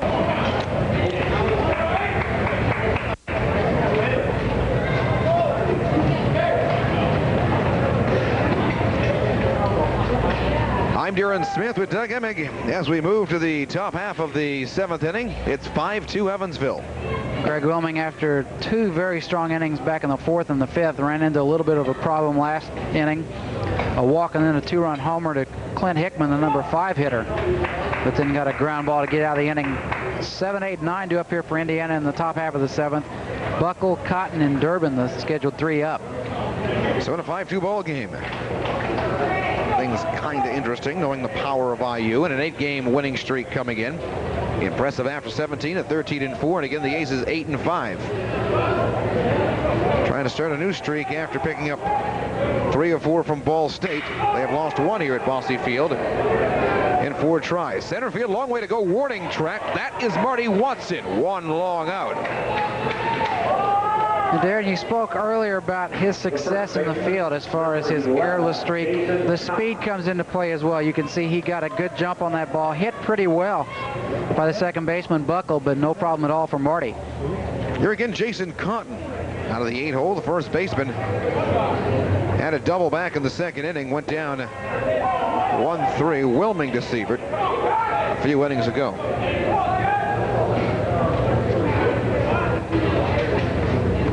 0-1 here to Buckle. Had him nicely on the inside. Quickly 0-2.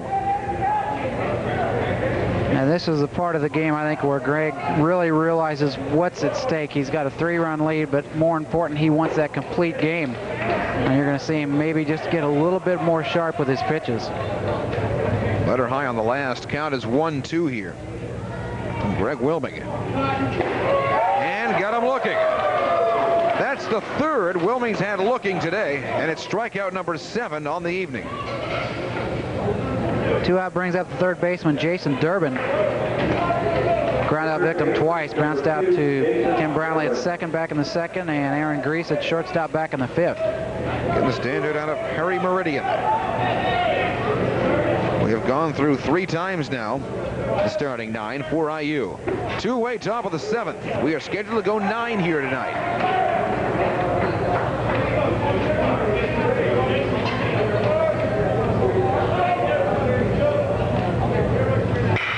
And a chopper down here to Aaron Grease for a 3rd time tonight. They will go in order. Back out of Bosse Field with Doug Emig. I'm Darren Smith. Stretch half of the 7th. The Aces lead by a score of 5-2. 5, 6, and 7 due up for Evansville here in the bottom half. Emrazek, Devlin, and Barrett. Jason 2 for 3 today. He's picked up 3 RBIs, an RBI single back in the 1st, and then 2 RBIs with a single back in the 3rd. One of the many new faces picked up by Jim Brownlee this year, Doug. A little early indication here that Jason is here to stay. Well, I think because of the respect that Jim has really brought on, and especially out here at the University of Evansville, people realize this is becoming one of the solid Division I baseball programs in the Midwest. Zarek 1 pitch, 1 away here in the bottom half of the 7th inning. Emrazek again is out of Orland Park, Illinois. His freshman year. Number 18, Aaron Devlin. Here is Aaron Devlin. 3rd baseman 0 for 2 today. Bounced out twice and also reached the last time up with a walk. Picked up a stolen base and scored a run. Remind you, college baseball returns right here to TV 52 1 week from tomorrow night. SIU Edwardsville and the University of Southern Indiana. Aces baseball back on April 7th on 52 with Louisville. And again, Aces fans want to join the Aces out here tomorrow afternoon at 3 o'clock as they've picked up an extra game out here at Bosse Field with Wisconsin-Milwaukee. In 3 o'clock tomorrow afternoon. I guess you could say this afternoon now after midnight here. 2-0 to Aaron Devlin. Nice comeback again by Peters. And I think it's actually supposed to start getting a little warmer around here the next couple of days. Third week of April. It'll be here to stay. But you're right. It's going to get warmer ahead during the weekend. They said maybe in the 70s on Saturday. Maybe? Yeah. We'll wait and see. 2 balls and 2 strikes to Aaron Devlin. And they got him. Second strikeout by Peters. And there's 2 away. Brings up the right fielder Ryan Barrett. 1 for 3 today, last at bat, a double and an RBI back in the 5th. Another out of Memorial High School for Coach Brownlee. He choked last year. Said Memorial's almost act like a farm system for the Aces with as many in Memorial uniforms, or former Memorial Tigers that are here with the Aces. 6 on the 93 roster. 1 ball, no strikes here to Ryan Barrett. Again, Siebert on deck, missing the last 2. Here is Peters. Count 2-0. And Chris, after a rocky start, walked the first hitter he faced and then ran into control problems the next 2, has kind of settled down the last couple hitters. Good pitch right there, a fastball in the outside corner. Probably the nicest fastball of the 3 we've seen here with IU. Mud to start and Lewis most recently. 2 balls and a strike from Chris Peters. And just missing again on Barrett. 3 balls and a strike. 2 quick outs here in the stretch half of the 7th inning. Scheduled for 9. Aces lead 5-2.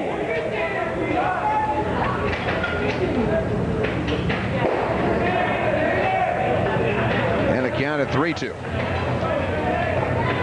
Looks like it might have taken Peters just an inning to warm up because his velocity is right there, and you can see right there a 3-1 pitch coming in and challenging Ryan. Look at a strikeout number 3 on the evening, and on the outside he got him. Will they appeal? Yes, again. Aces live here in the bottom half of the 7th inning. I don't know, Doug. Always a tough call, especially for the home plate umpire. And with the 2-man system, there's no way that you can check with the first base umpire because he, more times than not, has a better look at it or a worse look at it than the home plate umpire. I thought he was gone. We'll take it. And they check Barrett back. Barrett on for a second time here, as he was in the 5th. He was stranded down at second base. 2 gone here in the bottom half of the 7th inning. Barrett out by 5 over at first. And still awaiting the first here to Brian Siebert is high, ball 1. Brian today 1 for 3, had a single back in the 4th inning. Barrett on the season in the stolen base department 2 for 2. Barrett again out. And the 1-0, there goes Barrett, and he'll have to come back, foul it out of play.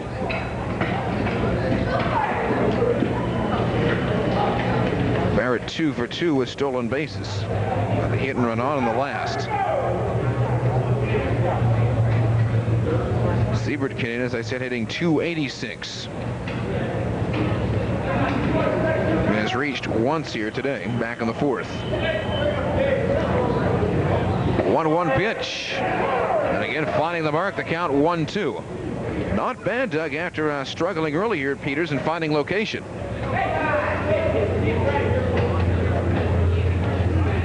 And again, looking for his 3rd strikeout since coming in a couple ago, and they may have Barrett here. Down at second, drop the ball. So Barrett saved down at second base. And Siebert, a base hit away of picking up another RBI in the '93 season. The count 1-2 to Brian. And I thought Barrett was gone that time. That has been the problem, I think, defensively for Indiana today. They have not been able to come up and make the plays. 3 errors to this point. That's going to go down as a stolen base, but you look at the throw coming from first baseman Jason Cotton, and it looked like miscommunication between Ori and Buckle as who is going to cover the bag. Brownlee awaits on deck, but 1-2 here. The count to Siebert. Barrett out by 5 down at second. 1-2 from Peters. Got him looking. No doubt about it that time on the inside. Strikeout number 3 on the evening for Chris Peters as we move to the 8th inning. It's 5-2 Evansville. In college baseball's Tuesday night continues on Sierra, Timeless, Eclipse, Elk, and more. Take your vacation in style this year. Visit us today at Kennewick Northside during our March Madness sale, where the Corvette is high in the sky. New pitcher here for the Aces. No stranger to baseball fans in this area. And finally, he is on our side after playing many years with the Jasper Wildcats. Andy Noblet makes his debut in an Aces uniform on TV 52. 5th appearance on the season for Andy, a record of 3-0, 2.08 ERA. Good work so far. He's also picked up a complete game, 13 innings of work, allowed 10 base hits, 4 runs, 3 of those earned. And the numbers again, 14 strikeouts, only 2 walks. Last year, ERA of .56 with Terry Gobert over at Jasper. One of the all-time great athletes out of Jasper High School. I'm glad to see Andy here. We have another good one out there in the name of Scott Rowland. Makes his decision very soon where he's going to play college baseball and possibly basketball as well. Left fielder Joe Sturts leads off here in the top of the 8th inning. 0 for 3 today. Reached on air back in the first, flew out to right field back in the third, and then popped out to the second baseman Brownlee in the 5th.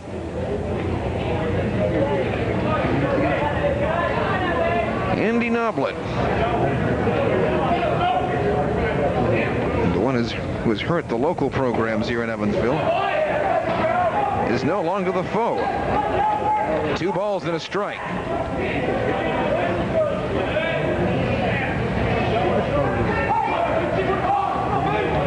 Top of 8, Aces up 5-2. Nice comeback by Noblet. And the count is 2-2.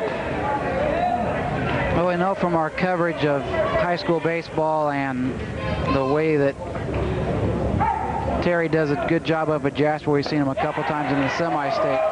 Andy is one that's going to get his numbers out there, and obviously with the success he's had this year, really helps that pitching staff that I think if you talked to Jim Brownlee before the season started as far as a question mark, that's what it was going to be, the pitching staff with the loss that they had last year. Strikeout number 15 of the year for Noblet.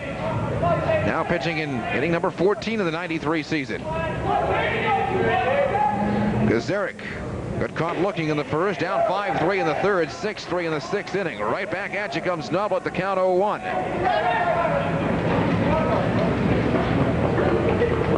Aces trying to go to 9-5 on this night. And it's Wisconsin-Milwaukee later on this afternoon at 3 o'clock. 0-2.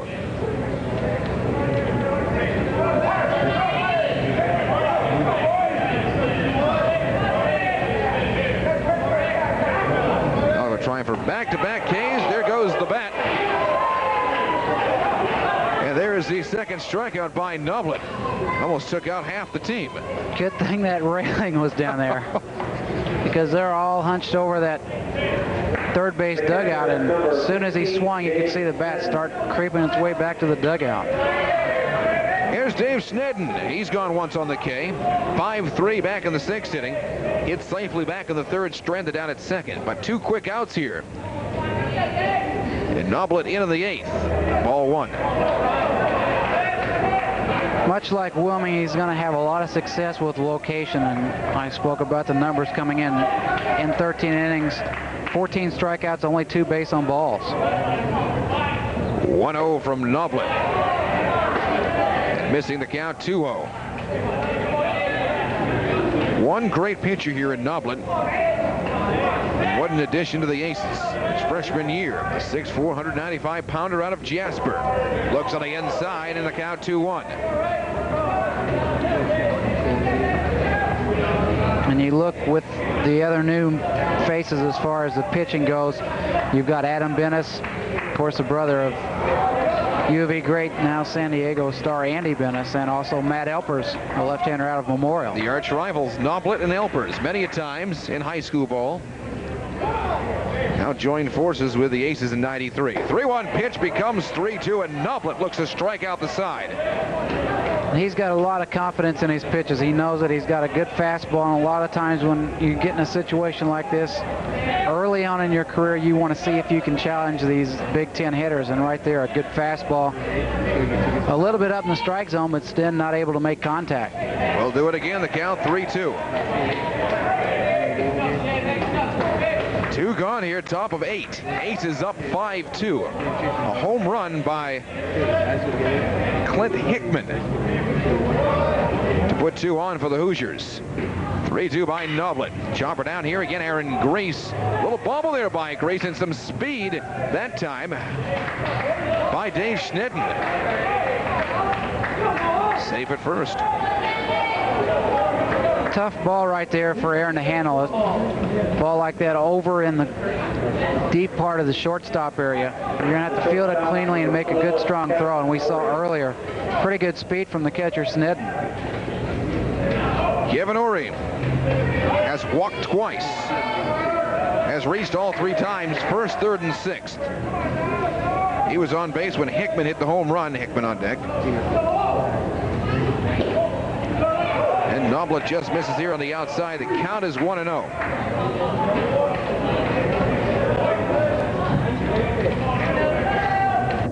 Snedden out by 3 steps over at first base. And Noblet again, just missing on the outside. Not bad location at all by Noblet, Doug. If you're going to miss, that's where you want to miss, somewhere outside part of the plate. 2-0 now. It's a situation where he's got to come back, make a good pitch here. You can't afford to go 3-0. In the lead of half a dozen steps, chopper down here, and Aaron Devlin. The force down at second, covering Brownlee's score at 5-4. We head to the bottom half of the 8th inning. Aces lead by a score of 5-2. You're watching Aces Baseball exclusively on TV 52. Here again on the hill for IU out of the Great Lakes Valley Bellarmine College, and North Posey High School is Dan Garnis. On the record, 1-1 for the season, 0.84 ERA, and a chance for one of the local kids to come back and have an opportunity to play against some of the opposition he faced when he was in high school. And back at Bosse Field, where he's played a couple of times before, but right now IU trailing by a score of 5-2, getting late in the bottom half of the 8th inning, Doug. One last opportunity, hopefully, for the Aces to come up at bat and back to the top of the order. With Brownlee number 9, and then goes Grease and Watson, hopefully Schultz and Fasano to follow. Welcome those viewers tonight on Capital Cable 3. Watching one you're probably familiar with tonight, and Dan Garnis out of North Posey High School.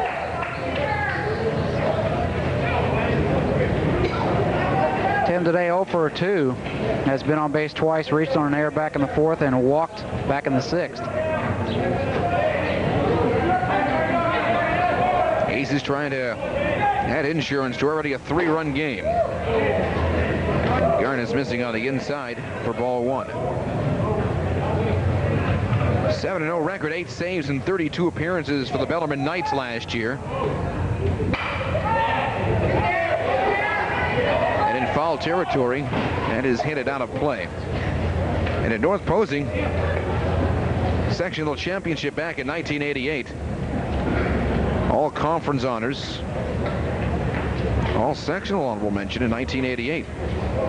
Recognized also academically in 1990. So a good one here in Dan Garnis. And again, familiar for those who have been watching us along on Capital Cable 3 this evening. Welcome aboard. They get their first look at Aces baseball in 93, as do we. Nice comeback by Garnis. Good off-speed pitch right there. 1-1 the count. It looked like Brownlee scoring up, trying to draw the infield in just a little bit. 1 ball, 2 strikes to Butch. Grease on deck. 1-2. Nice ride by Brownlee. To left field, overmoving Sturts. And it's a leadoff single for the Aces in the bottom half of the 8th inning. Third time on base today for Tim, first base hit. And back to the top, Aaron Grease. 0 for 3 today. Sacrifice bunt back in the 4th, and last time up bounced out to the second baseman, Buckle. Remind you, this broadcast authorized and produced solely for the private, non-commercial use of our audience. And rebroadcast, retransmission, descriptions or accounts of this game without the express written consent of the University of Evansville and WAZ. TV 52 is prohibited. Producers tonight, Rick Goodman, Cindy Billings, Jim and Jim Johnson. Back at Master Control, TV 52 welcomes aboard Steph Somersville to the WAZ family. Back on the outside to count 1-0. Jammin know anything about baseball? He can watch the game. He can work the Master Control. He really can't hit, Doug. Sponge ball is one of his faulty areas. Keep jamming on the basketball court and right there in the studio. Not a baseball hitter. Here's the 1-0 and up the middle. Quickly overstepping is Oring. Trying to turn 2 here, and it's in time. 1 for the infield, 6-4-3, 2 away. And the best that the defense for Indiana has looked all day. Problems with Kevin Ory at shortstop. 3 errors committed today by Indiana. But looking good real right there. Ball up the middle. Good range by Ory, and the quick flip to Buckle and a twin killing. Marty Watson with 2 gone, bottom of 8. And on the inside, there's ball 1. Another of the Aces that have spent a lot of time on the bases today. 1 for 2. Has been on base 3 times, walked twice, and had a single and scored back in the 3rd. Watson takes this one into right field. Hickman quickly in, and Watson has a 2-out single. And that brings up Pat Schultz for a 5th time tonight. Had another one, spent a lot of time on the bases. 1 for 4. He's been on base 3 times twice via the fielder's choice. Had an RBI single and has scored twice. 382 a year ago for Pat. And a couple from his sophomore year of 387, freshman year 353. Has at least had 190 at-bats per season.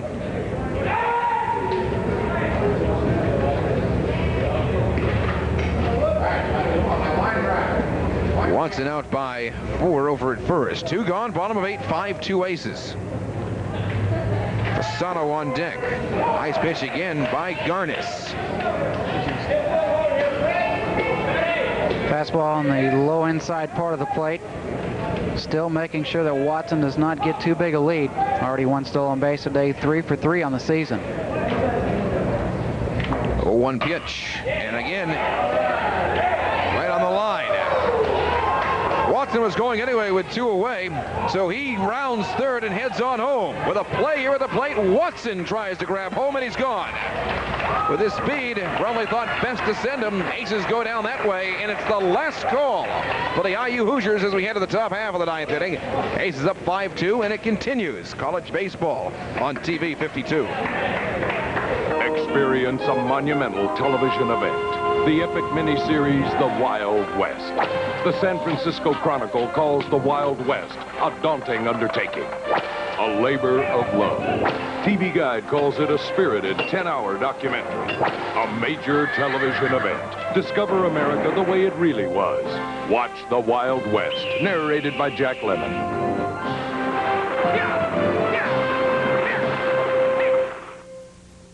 You're going to be better than me, Christopher.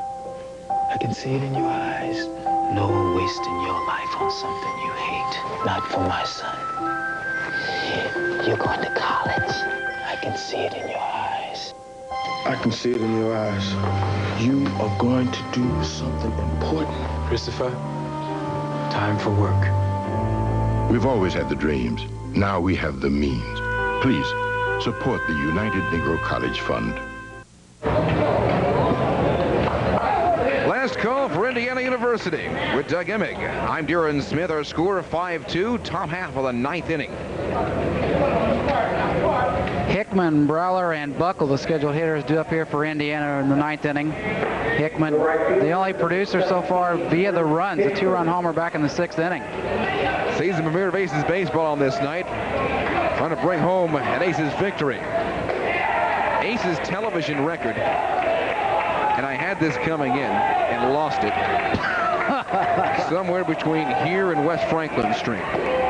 Join us on the 7th of April when the Aces take on Louisville. We'll have the game 10:30 that night, and I'll have the updated statistics. They're very, very successful here on TV 52. What were you doing on West Franklin Street?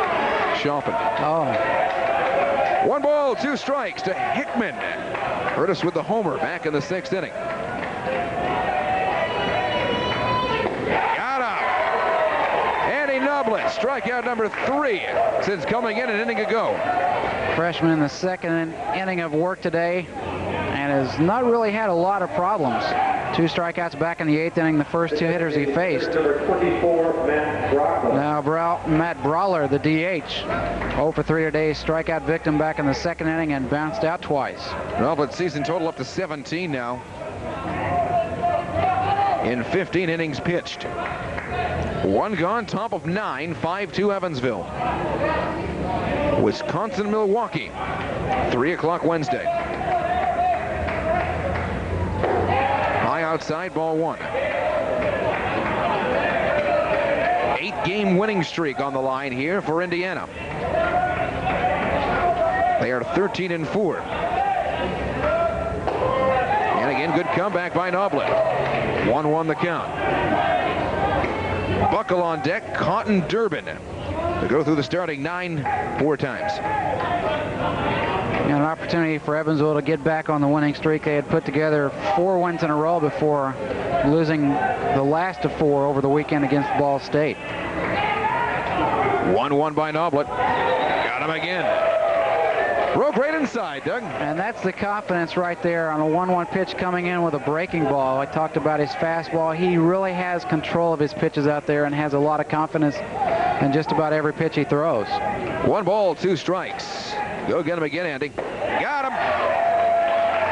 Strikeout number 4 for Noblet. And there's 2 gone here in the top half of the 9th inning. And I would say to this point, if the question mark was pitching coming into the 93 season, Jim Brownlee has had that question answered. Great job by Andy to this point. You look at Adam Bennis, 1-0, has yet to allow an earned run, almost 8 innings of work, only 2 base hits. His control, I think, has been the big problem for him. He's got 5 strikeouts, but also 7 walks. Same old Andy Noblet in high school and here in college. When he gets hot, there's little stopping him.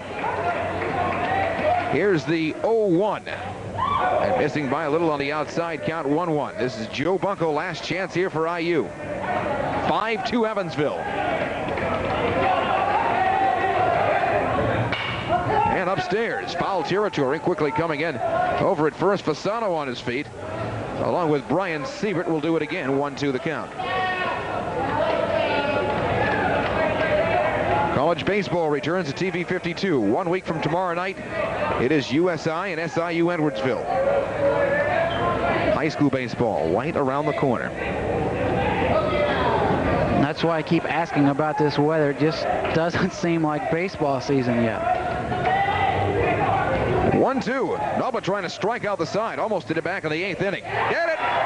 Aces take care of Indiana University by a score of 5-2. Great to have the Aces back on TV 52 and open it up with a W, Doug. Great pitching today by both Greg Wilming and Andy Noblet. Greg going 7 innings, Andy coming in for the last 2, and they did what they had to do. The only problem they ran into, Greg back in the 6th inning when he allowed a 2-run homer that got Indiana their 2 runs. In case you need to know, Aces baseball is back. Season record now at 9-5. IU will drop to 13-5. We'll wrap up an evening of Aces baseball as it continues right here on WAC TV 52. Returns to TV 52 in triumphant fashion. A big win over IU tonight, Coach. Well, they're all good, you know that, and we've had a pretty good record over the last 2 years on 52, so we got a good start for the opener. Take a look at an important game here. Conference schedule comes up in a couple of weeks' time. I know you want to finish strong before we hit the MCC. Well, you know, this is our spring training, and we're trying to get ready to play in the league, and we open up. We've got one more weekend. We got this weekend at home against the University of Illinois Chicago, and then we got Louisville on Wednesday. So, you know, we think we're about where we'd like to be. We'd like to have Chris Helfrich healthy, but the rest of our pitchers have done extremely well. This morning's paper, you said you're very pleased with the 8-5 start, now 9-5 start with the win over IU. Well, I think, you know, anytime we can come back from the South 500, if you go on past records, that means that we're going to have a good year. And I like our pitching staff a lot right now. That was some question marks that we had losing John McCauley and Bart Emick and Jeff Tenbarge. Those are three pretty big shoes to fill, and our young kids have really responded, and Adam Bennis has really been a pleasant surprise, and obviously seeing Noblet throw today 5 strikeouts and 6 outs, and Matt Elpers and Kurt Kimball. So hopefully as the warm weather gets here, our staff will continue to get better. Got another one out here tomorrow afternoon. What do we know about Wisconsin, Milwaukee? Yeah, they got snowed out of their spring trip. They were supposed to go to Alabama, and so they were going to Butler over the weekend, and they got permission to stay 3 more days. So they lost 3 out of 4 at Butler, and they're just getting started. You know, they haven't hardly been outside, so you never know. They've got one good lefty that I assume that we're going to see tomorrow. He beat Butler 3-2. His name is Scheffler, and I assume that we'll see him. He pitched on Saturday, and so it'll be a good test for our kids. Tomorrow afternoon at 3 o'clock, Coach. Best of luck. Okay, Darren, thank you. Aces go to 9-5. We'll wrap it up at Bosse Field. IU 5-2 up the record to 9-5. Nice win for the Aces. Isn't it great to be outside again? Offense was there, I think, as Jim said in the post-game a little bit. Questionable pitching this year, but you know Greg Wilming is always going to be there. The ace of the staff, I think he's got a lot of shoes to fill, like Jim talked about.